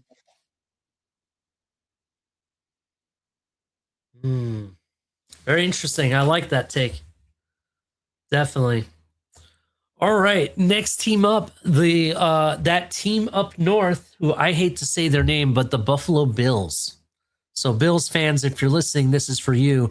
The Buffalo Bills added DJ Moore, Bradley Chubb, and then they lost David Edwards and Reggie Gilman and Cam Lewis. Look, I don't know what it is with the Bills. They always seem to get our seconds when it comes to the Miami Dolphins. They always get our seconds or whatever we let go. They ended up bringing there for some reason. Usually it's kicker, and I'm surprised they went and grabbed Bradley Chubb. DJ Moore, I like that move there. The reality is this: they need linebacker more than anything else. But with DL and wide receiver depth still in play, I think that the Buffalo Bills are going to do something that, as they usually do, not do what they should do. In years past, they needed a top flight wide receiver. They skipped out on it. In years past, they needed a top flight, we'll just say running back, and they skipped out on it, or top flight whatever, and they skipped out on it. They're going to skip out on going linebacker again. And I think they're going to take whatever the top wide receiver is. And a guy that I think that could fall there, I know we've mentioned his name several times throughout this process, and he could very well not be one of those top guys. He could fall down.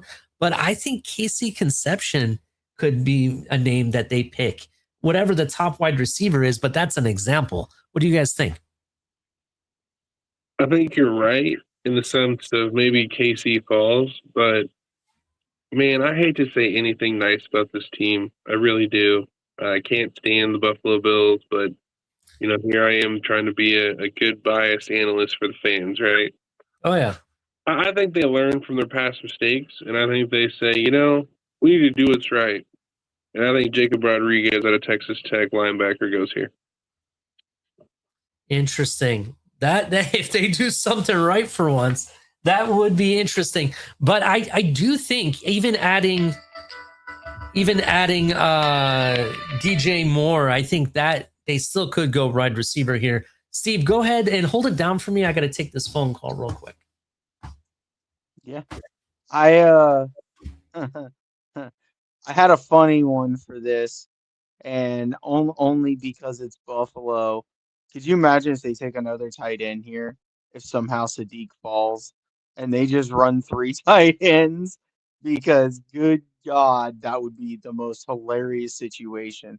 However, I do think they learn from their mistakes, but they still do the Buffalo thing and reach. I think they go and get Chris Brazzell. I think he fits kind of what Josh Allen needs. Big body, speed receiver, pretty consistent hands. I do think he's low enough in the second round that Buffalo can talk themselves into taking him. I also kind of had I do understand they signed Bradley Chubb, but Bradley Chubb is 30 years old. I think TJ Parker here makes a lot of sense. Adding pass rush depth to a room that's kind of been one of their biggest issues, in my opinion, getting a consistent pass rush. Joey Bosa, I believe, is gone now, if I remember correctly. I think he was only there for the 1 year. I could be wrong, but I do not see him on. Yeah, so yeah, he's gone. So they, I do think they need edge, but I do think they take wide receiver. Though, again, this is Buffalo, as I said. I would not be surprised if they just say screw it and go get another tight end, because that seems to be what Buffalo loves to do. Screw it, let's get another tight end. Yeah, I could see that happening. They could go another tight end, but I just at this point I think they could double down on wide receiver right? That was the biggest issue. They had tight ends, but not really the wide receivers they needed to go along with that running game. I think they need something to complement the running game, not just a bunch of tight ends. That's why I'm going wide receiver. Well, that's why I went Um, wide receiver too. What do you think about them going after Chris Brazzle?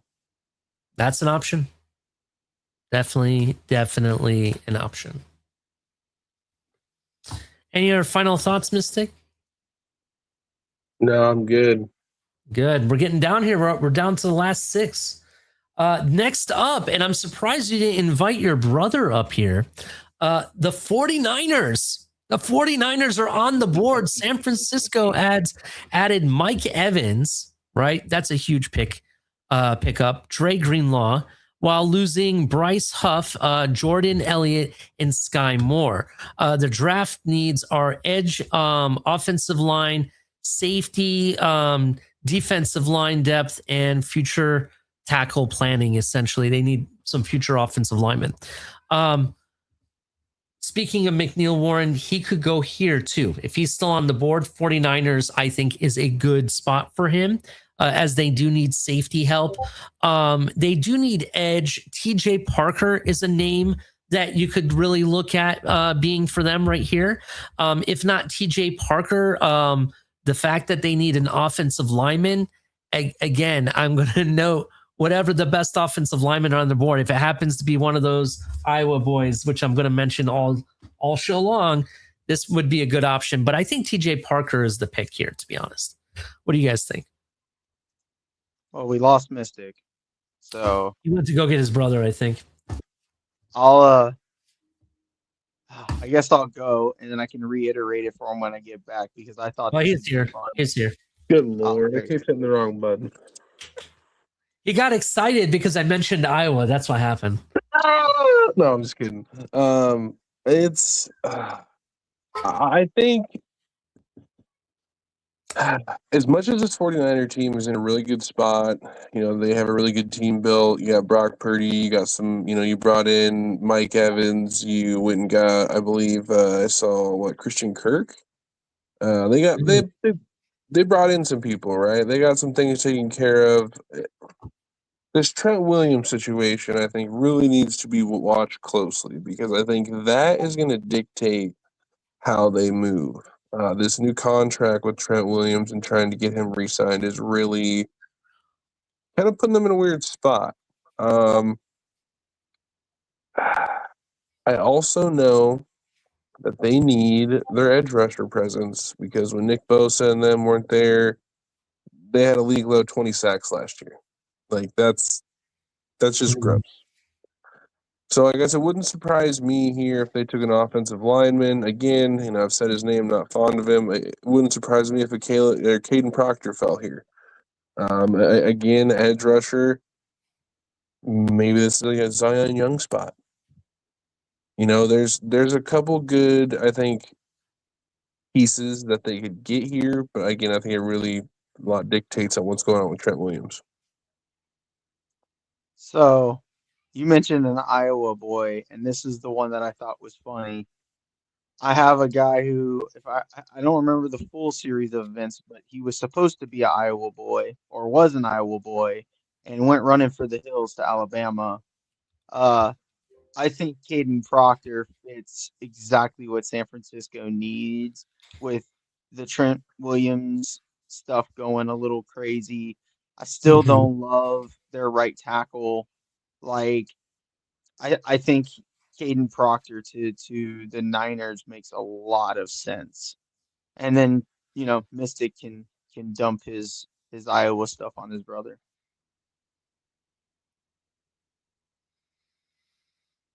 It definitely makes a lot of sense. I would agree.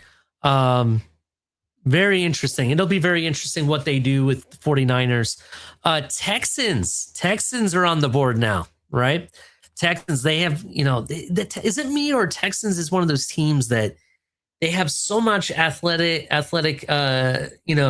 athletes on their team. They have really good receivers and good running back, even a quarterback, and they just can't get it done, right? I don't know if it's the offensive line or it's the defense. I don't know whose fault it is, But I think like a team that has all these weapons, what are you going to do to, elevate your game? And for me, when you look at the Texans, and let me just tell you what they've added over the past season.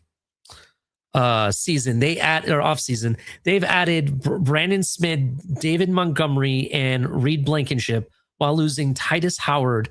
Their draft needs are offensive line, defensive tackle, corner depth, pass rush rotation, and long-term trench talent. Look, they added a whole bunch of stuff on the offensive line. I still don't know if it's enough, but I'm gonna go ahead and say this: trenches, trenches, trenches, baby. Baby trenches. That's what it is. And if any team, needs a defensive tackle, I think Caden McDonald makes complete sense here. You go get the best defensive tackle you can get, and I think he would definitely fill the gap in the middle of that defensive line. He's going to stop the run. They're in a division that the run is very heavy, and you want to bring pressure on the quarterbacks in that division, and I think he can definitely do that. Another name to watch out for, if it's not Caden McDonald, another name to look at is Lee Hunter. Lee Hunter is another name to look for. What do you guys think? I like that Lee Hunter move for sure. Maybe a hot take here. Maybe a hot take in the sense of maybe they go in a different area that maybe people don't necessarily think is a 100% need, but definitely something that I think needs to be filled on their offense. I think this is an Eli Stowers at a Vanderbilt spot. I think that would be huge for CJ. That would be interesting. The tight end? That's what you're talking about? Yes, sir. Yeah, they have who's the tight end we mentioned earlier that they have, Dalton Steve? Schultz. They have Dalton Schultz. They would be interesting. I that would be something to think about, to be honest. What's your take, Steve?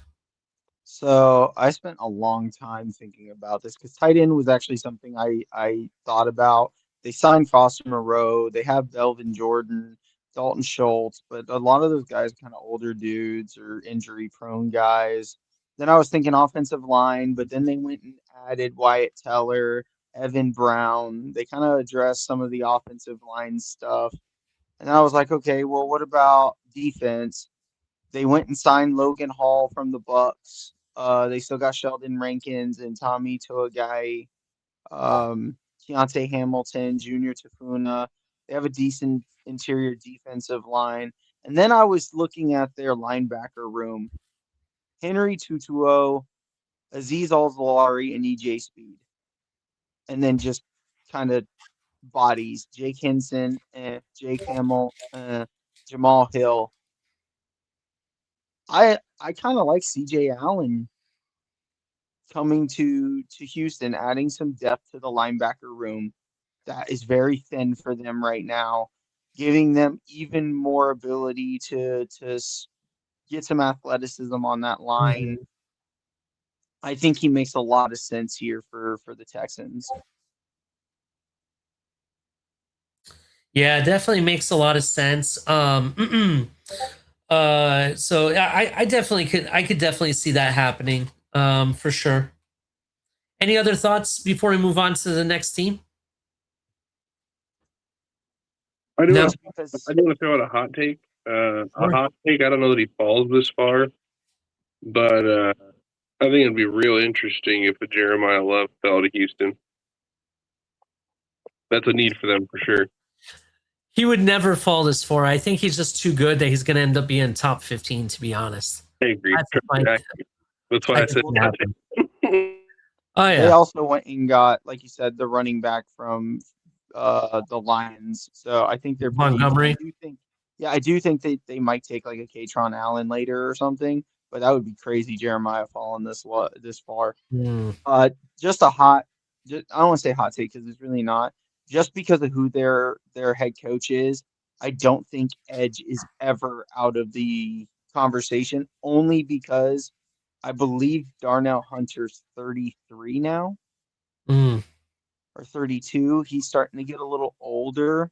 So I do think edge Zion Young, I think could come here and be kind of an interesting kind of option as a bigger defensive end. But I don't think they'll go that way, but it's just because of their head coach, I think it's always an option. Yeah, I definitely can see that. All right, next team, the Chiefs. The Chiefs are on the board. Biggest arrivals: Kenneth Walker, Aloha Gilman, Kyrus Atunga. Biggest exits were Trent McDuffie, Leo Chanel, and Brian Cook. Draft needs are corner, edge. Expected first round pick possibly could be Mansour Delane. I know I mentioned that earlier. It could even be Jermond McCoy, to be honest. It can go a couple different ways with that first pick that they have earlier on. But if, let's say, they go corner in that first pick, I expect the next pick to address their edge position. A guy I like for them is Malachi Lawrence. I think he would be good. They could also go wide receiver. They people say they need a receiver. I've seen people say stuff about Conception being an option for them down here if he falls. I think it's really going to be all dependent on what they do with that first pick. But I just think that Lawrence makes sense for them. What do you guys think? I'm pretty sure I had them taking a wide receiver early. I think it makes a hell of a lot of sense to actually give, Patrick Mahomes someone reliable to throw the damn ball to, like, over and over. As much as I can't stand the guy, but you give this dude a whole bunch of nobodies to throw the ball to besides Travis Kelce all the time. It's just insane to me. So I'm like, no, we're going wide receiver at the first one, and they went and got rid of old Mr. False Start himself. Mr. I can't, block unless I jump, a whole yard off sides. I think Blake Miller at a Clemson right tackle here makes sense. It's a long-term fix at the right tackle position and gives Mahomes something to not have to worry about. Okay. What do you think, Steve? So this is another I spent a long time. This back end stuff is kind of killing me because it's like, man, there are guys I liked earlier for them, and who falls, who doesn't fall this far. I think this is where Casey Conception goes. It would be funny, and it wasn't that I just realized that Casey going to Casey. Yeah, but if you look at his skill set, I think he matches up well with the two receivers that they have. They have the speed kid who ran the 4.21, and then they have the kid who's always in trouble. I think getting Mahomes some more weapons would be nice. I also contented them taking, or I also kind of thought about them taking in defensive end here. I think that also makes a lot of sense, but I think Conception goes really well here for Kansas City.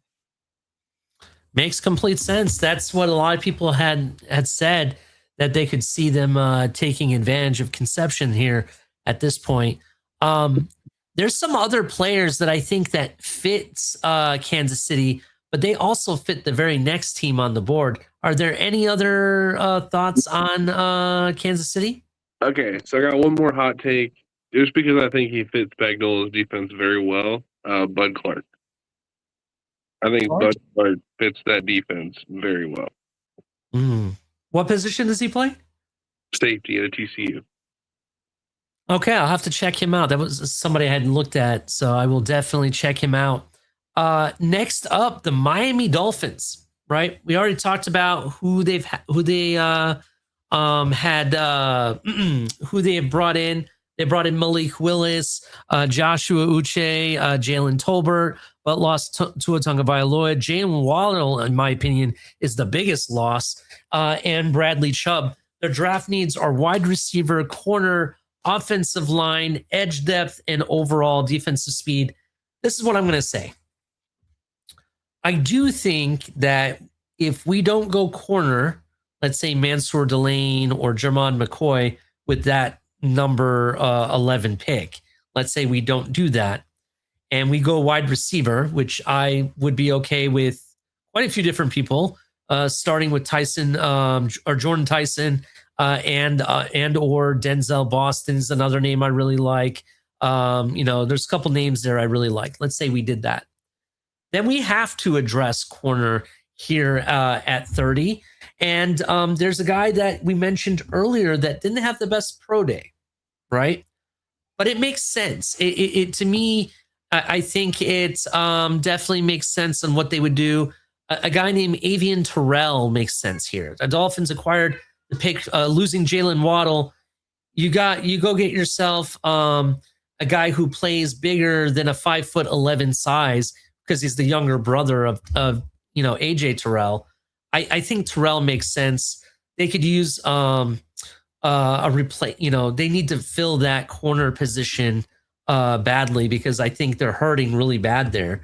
You lost Gator Kohu among all your other corners that we really just signed on one-year wonders. I think you really have to address the position.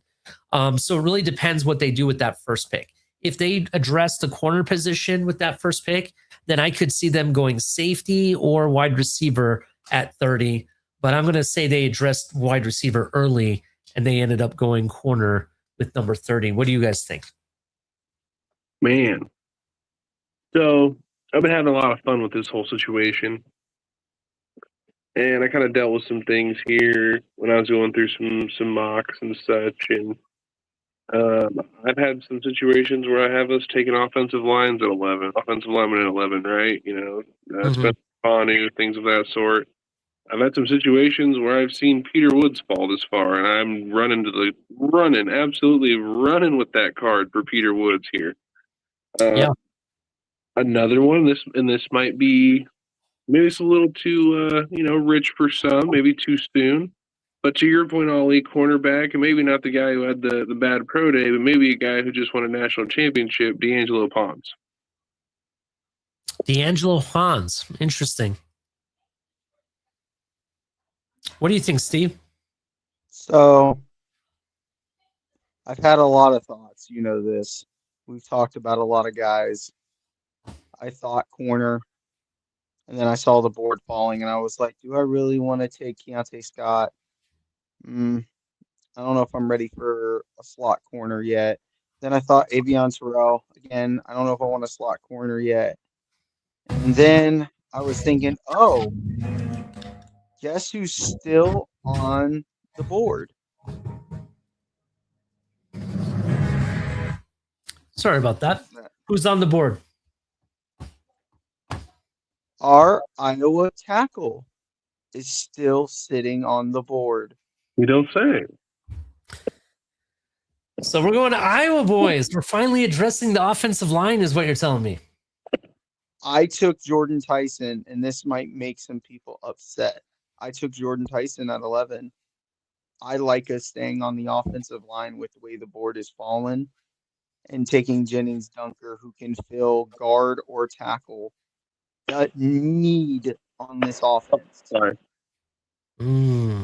Interesting enough, I think it was either Sully or the head coach of Miami said in a recent interview that they have some questions at guards. Still, and they have the guard, one side of the guard figured out. It's the other side they don't. That could be a position we do go and address earlier than expected because of that. And if at 30 it makes sense, I don't want to take guard that high, and I'll be more comfortable taking it at 30 than at 11. And I think with Austin Jackson's injury, but with Austin Jackson's history of injury, having a guy who has the ability to flex between tackle and guard, I think fits very well. And what is they've always said since the day both of them got in the building, we want to build this inside out. It's true. That's got to be some of the greatest takes I've ever heard, Steve. No. I've been waiting for this moment. It's been It would be a great day. It would be a great day to see the Dolphins take a lineman who, yeah, cool, call me a homer, whatever, if you will. A lineman that comes from a school that has him pro ready. They don't mess around with their linemen, and if you look at the linemen around the league, some of the highest paid linemen in football come from that university. So I am hard pressed to say that, well, I'm VC confident, if you will, that Jennings Dunker will be that guy at the next level. VC company. You guys are funny, man. Very, very funny. Another name that you could look at here. Who's the Penn State guard that everyone talks about? Vega? Yeah. If Vega falls for whatever reason, I wouldn't mind taking Vega here at 30 either. That'd be awesome. That would be If awesome. Vega is available at 30 and they don't mow down old people to get to them, I'm fighting them. That's kind of how I feel about it, though. I feel about Peter Woods though. I swear, like I'm pushing everybody over if Peter Woods is there at 30. Like I'm not even questioning it. I Yeah. do have a wild, like, again, it may be people might not like it and call it a stretch, but I also wouldn't hate taking, where'd it go? I just had the name, sorry. So I don't mess up his name, Igbinosun here, the corner from Ohio State. Ooh, first round is kind of rich for my blood for him. I think he's more of a set day two guy, a solid day two guy, to be honest. But I could see it. I could see For that being 30, an for me, it's 30, right? Your two picks out of the day two. It might, Corners yeah, and knees. it's not going to hurt too much. I get what you're saying. And a lot of the people that we like are gone. Like, I think Colton Hood's gone. He was my last, like, kind of true number one or true first round. I won't say no more. True first round corners. Like, maybe you like Pawns here. Maybe you like I can't. For me, I can't take a slot only corner in the first round. I can't do it, and I don't think Igbinosun is a slot only corner. I do think he can fill the boundary. He's a boundary guy. Exactly. Yeah. So I mean, maybe you take Keith Abney from Arizona. I don't like Pons as his size as a boundary. I get he plays bigger, but I think Igbinosun showed a lot during the college playoffs for me. You did not see that man getting picked on. That is not who they were throwing at. For me, I could see that, but that's, I think, a little bit of a reach for corner. But just because of how the board fell, that's why I brought it up. Definitely, I could see that definitely happening. At pick 30, the Miami Dolphins could go in several different directions. We still don't even know what they're doing with linebacker. Linebacker might be a position that we have to address depending on how they go. I think that first pick at 11 is going to set the tone for them on what they do, though. So we will definitely see. The New England Patriots are next. Kevin Beard, they lost Kevin Beard, they added Kevin Beard. They added Romeo Dubes, Draymond Jones. They lost Stephon Diggs, Clavon Chasen, and Jalen Hawkins. Their draft needs are offensive tackle, edge rusher, wide receiver, tight end, and offensive line depth.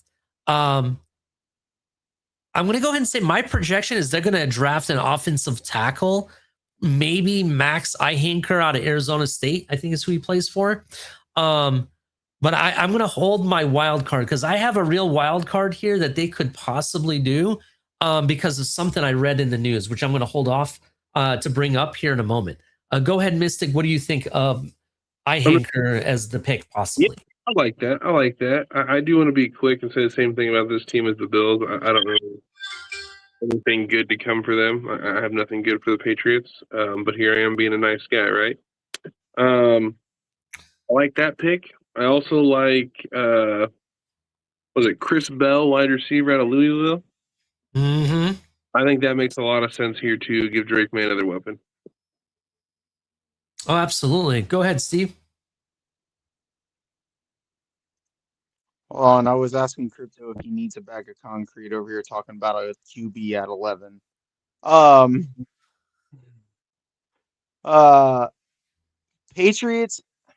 It's such a tough thing because I was originally thinking a lot of wide receiver for them, but the receivers, they're either stretching for one or they're just not there. Um, I think Ian Anchor makes a lot of sense. I think that video uh of Vrabel and Ian Anchor doing that little battle test, I think uh I think the Patriots kind of showed a little bit of their hand there. I think he likes him a lot, and it makes a lot of Mhm. sense for them. They need tackle help. Ian Anchor makes a lot of sense for an offense that needs offensive line help desperately. Absolutely. I definitely think they need offensive line help. But I do think what Mystic was saying, with they tried to trade for AJ Brown, right? They've been looking for that wide receiver. They settled for Stephon Diggs last season. They got to the Super Bowl. Imagine what they can do with an AJ Brown style receiver. Is Bell out of Louisville that guy? That's a good question. But that wasn't my hot take. My hot take for the Patriots, I know they drafted Trevion Henderson last season, right? And Trevion Henderson was in the news, and I don't even know the full story behind it. But there's these rumors going around that he made some comments in support of a player that's taken a lot of heat, a basketball player that's taken a lot of heat because of some comments that he made, right? Do they draft a running back here? Dang. And running back, the guy I'm thinking of, the guy out of Arkansas. And I got to pull up his name because for whatever reason, I was sitting here trying to find him real quick. But he's somebody I've been thinking about. Mike Washington. Yes, Mike Washington. Could they draft a Mike Washington running back here? I knew. I don't ask me how I knew, but I knew you were gonna make that comment. Like I had a feeling you like I looked at the Patriots, I was like, Ollie's gonna take a running back here. And then I was like, there's no way. And I went and looked at the running backs. I was like, they have a running back room. Nope, Ollie's gonna do it. And I wasn't initially, bro. Originally, I was gonna go, oh, their coach. Their coach loves his trench players, offensive linemen. That's where I think they're gonna go. That makes sense, right? That's my projection for them is take an offensive lineman.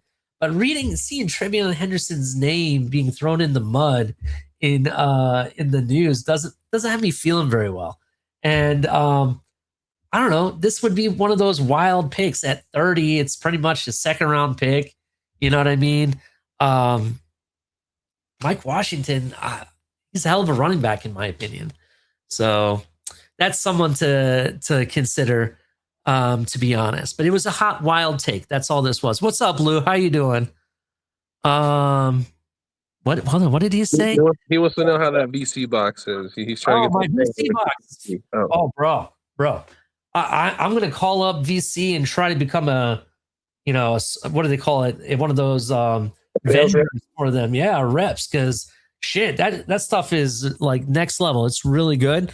It was super easy to install. All the apps I'd want installed by itself, to be honest. Super high def quality, way better. Even the remote, dude, you can tell the quality of something by holding the remote to it, right? This thing is like, it has some weight to it. And it actually, you can tell it's a good product, solid. So I'm glad I made the switch. The only thing that sucks, it doesn't, okay, I take that back. Nothing sucks about it. It's definitely one of the best investments I made. Just some things I had to like learn how to do, and it took a little bit, but I figured it out. So now that I know it, it's super easy. It's like super easy. That was my only feedback I could say about it. But everything else is like super easy. It's way better product. Changing channels doesn't take forever. It's real good. Real good. I do want to just say, because we brought up the trade, if the New England Patriots did trade for AJ Brown, it would cost them this pick, and I think that's what's holding it up. I think they're trying to get away from sending this pick. The other thing I heard is they're waiting till after June 1st because the cap hit. They don't take a cap hit. I believe they gain money by trading AJ Brown post June 1st. That was part of the conversations I had with my buddy about, if they take a wide receiver Uh-huh. at I think it's 16, I think Philly has, or I forget which number it is. But if they take a wide receiver at whatever their first pick is, it's a telltale sign that they're trading AJ Brown. I think if they trade AJ Brown, they go wide receiver here, and I would not be surprised if they take Chris Bell. I think he fits to the opposite side of uh their wide receiver from Alabama, Smith. like Devontae Smith. Mhm. I think that's a perfect fit for them. Absolutely. Absolutely. I agree with that. I think if Eagles end up making that trade, I definitely think they take a wide receiver. Bell makes complete sense. Um, and it would make complete sense why, if that happens, why my running back take, obviously it doesn't happen, but my the running back I selected, I think will be the next pick off the board here. Is we're going to finish up the show with Seattle. Seattle biggest rival was Emmanuel Wilson, Rodney Thomas, and Noah Igbenogany. Yes, Noah Igbenogany.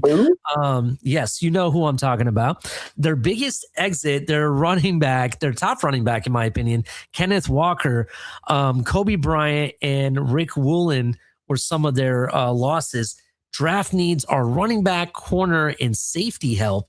Do they really need safety help even after getting their guy last draft?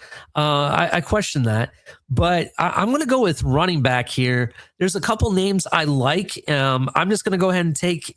Let's say that trade happens. Mike Washington makes complete sense here for Seattle. I would take Mike Washington. There's also another running back, but I'm going to hold off and see if you guys pick them, or I'll mention him on the tail end. What do you think? What do you think is going to happen here? We still all it takes, guys. We need to gulag him or something. No, I'm just kidding. I agreed. I actually was waiting for this. I think Mike Washington Jr. makes a hell of a lot of sense here. I also like Emmett Johnson out of Nebraska, bell cow style back, fits that offense. They don't go running back though. I think this makes a hell of a lot of sense for Mike McDonald's physical coverage. What he likes to do, he loves high upside athletes. If he can get some fast dudes at corner, he will. I think Chris Johnson out of San Diego State. That dude's fast as hell, and he fits exactly what Mike likes to do for his defense. Okay, what do you think, Steve? I was actually on the same wavelength. I originally thought Avion Terrell here at nickel. I think that would have been a great fit for that defense, but with the hamstring injury, could you imagine Keontae Scott and the Baltimore Ravens defense? That would be very, very interesting. Speed, hits like a truck. I think Mike McDonald would fall in love with him. Yeah, I could definitely see that. That's definitely a pick to watch. My wild card, and not really a wild card to be honest, because it makes sense. If they don't go Washington, who's my favorite running back in this draft, I know people are like, you don't like Jeremiah Love? Why? What's wrong with Jeremiah Love? Nothing's wrong with Jeremiah Love. It's just I like Mike Washington better for the style of running back I like. Yeah, I don't want to say he's overrated. If you look at who he played, and I guess maybe he is overrated. Maybe you're right. But this guy knows Jeremiah Love a lot. If not, it could be his roommate for all we know. I think Jadarian Price might be a great option here for Seattle, to be honest. You look at Jadarian Price, runs with nasty physicality through contact, consistently churching through arm tackles, shows exceptional patience, displays elite contact balance and leg drive. This guy's like Kenneth Walker, but cheaper, to be 100% honest. He has natural hands out of the backfield so he can catch. It has decent speed. I like Jadarian Price at 32 with Seattle. What do you guys think? I like it. It makes a lot of sense.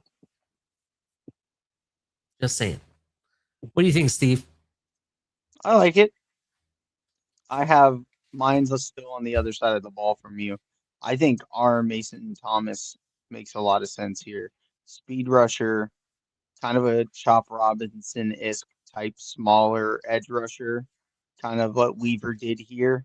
It's the same defense. I think they can only get more because again they were blitzing safeties because and corners because like not that their edge rush wasn't good, it's just that they like to be multiple that way. I think adding another edge rusher to that room, that's it. Like again, Seattle has good edge rushers, but they can always get better. And that like I don't think they have a true like great edge rusher between Leonard Williams, who's really good, right? He's really good. But like Drake Thomas is kind of just okay. I think they could use some depth and then a true pass rusher from the edge. Hot take. You made me think about this, right? You said they have a Baltimore Ravens style defense in Seattle, right? That's what they're running. Yes. Okay. Wasn't there a certain edge rusher that got traded to the Ravens only to be sent back because of some nonsense because they wanted to see who they could get the better deal? Could they trade their first round pick to the Raiders for Max Crosby? I mean, it's possible. I don't know if anybody's going to trade for Max now, but listen, you want to win another Super Bowl, that's the kind of move you make. Yeah, that's a Super Bowl move, to be honest. Look, Max Crosby. Well, first of all, why do you think people don't want to trade for Max Crosby? Because they bought the bullshit that happened in his physical, which ended up, to be honest, I think it's pretty much confirmed that it wasn't true. And really, they were just trying to see which deal they could get that was a better deal. Well, no, it was true in the fact that he's coming off a knee surgery. I think the price is high for a north of 30 pass rusher who's making, I believe, position resetting money. The price is that's a first round. What did they give? I think it was a first and a fifth or something. I think it might have just been a first, but like that's a big price to pay. Now it makes sense for someone like Seattle who's already won a Super Bowl and trying to go back for a second. But for a lot of teams, that's a big price to pay to take on that much cap, to give away the first round pick, and a guy who's coming off a major knee surgery at 30 plus years old. Yeah. Okay. That makes sense. I definitely hear what you're saying. It's just a wild take, bro. Just a wild take. I was thinking about it. You were saying Baltimore Ravens, and the biggest thing in the news right now is the fact that they bulked on a trade for Max Crosby, who I thought would have been great in their defense, to be honest. But can I throw you another kind of crazy one just before we shut down? Sure. Could you imagine, and this goes to a conversation I was kind of having in the space earlier today. There's been a lot of talk about Philly moving on from Jalen Carter. He's not lived up to the draft pick, in my opinion. He got hurt last year, but he's still a good player. But they paid Jordan Davis. And there's been a lot of conversation on if they can afford to pay Jalen Carter, who's still got a fifth-year option. Could Philly trade to get to Seattle Jalen Carter for their first-round pick?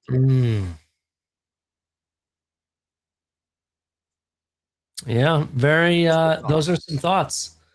Definitely. Everybody hit the like button.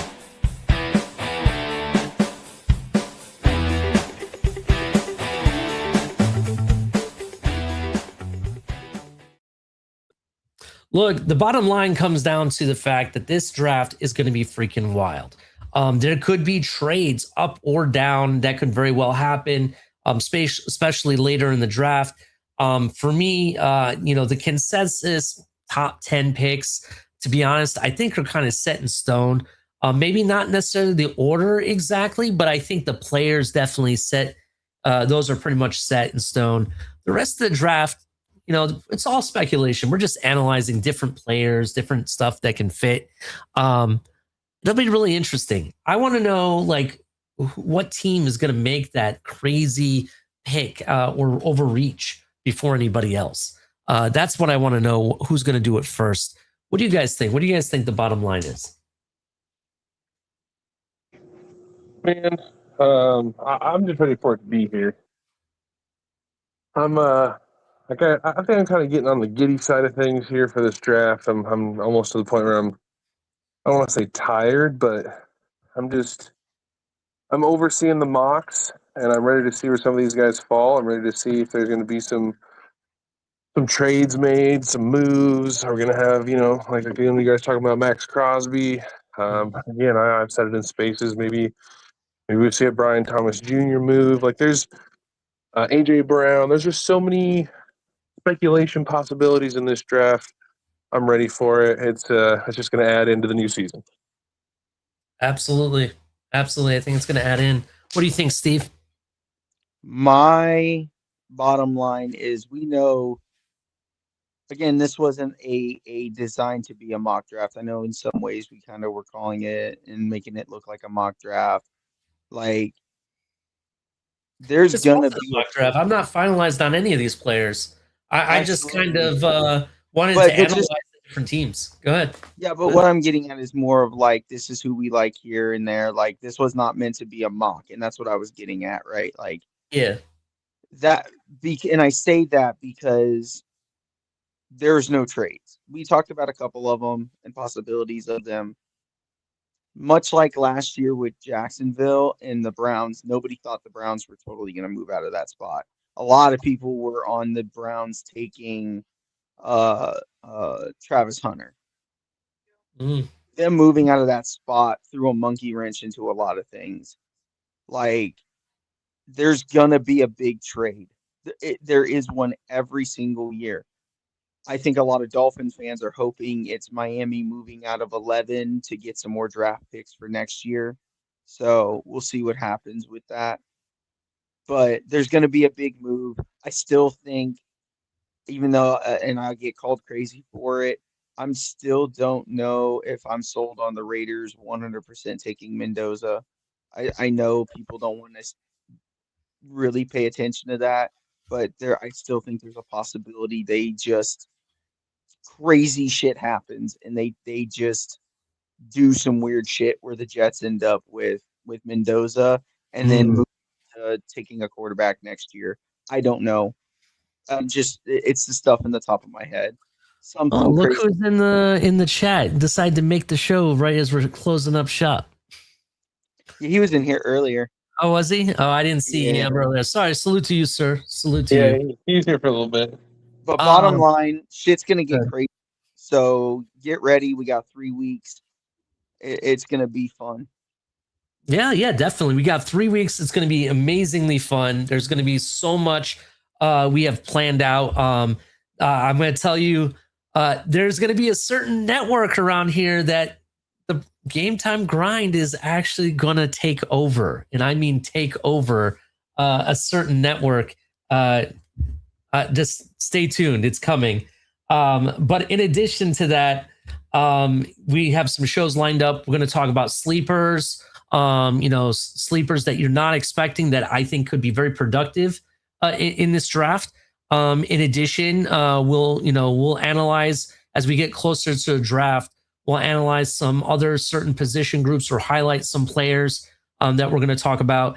The week of the draft, that Tuesday, I do want to do an actual Game Time Grind mock draft, like actual mock draft. We will all decide the players together in agreements. Going throughout all 32 teams. And we'll even put a timer on it so we're not stuck here all night because you know how that can go. And then in addition, we'll be live for the first, second day, and the third day of the draft here on the Game Time Grind, as well as the TFTG network. So definitely stay tuned. I cannot wait. Make sure you hit the like button, subscribe if you're brand new. If you're on the Twitter side watching from Twitter, come over to YouTube. Come follow us at 4th and 10U. We're on the road to 100. We're on the road to 100 followers. Once we get to 100, we're going to have giveaways. For every 100 we get to, we're going to have giveaways. And some of the giveaways, which hopefully I'm going to be having a friend of mine come on the show here in the next couple of weeks, maybe the week of the draft. And he's going to be announcing some of those giveaways, which are going to be really big. So definitely stay tuned. With that, everyone, have a great night, and we'll see you on the next show.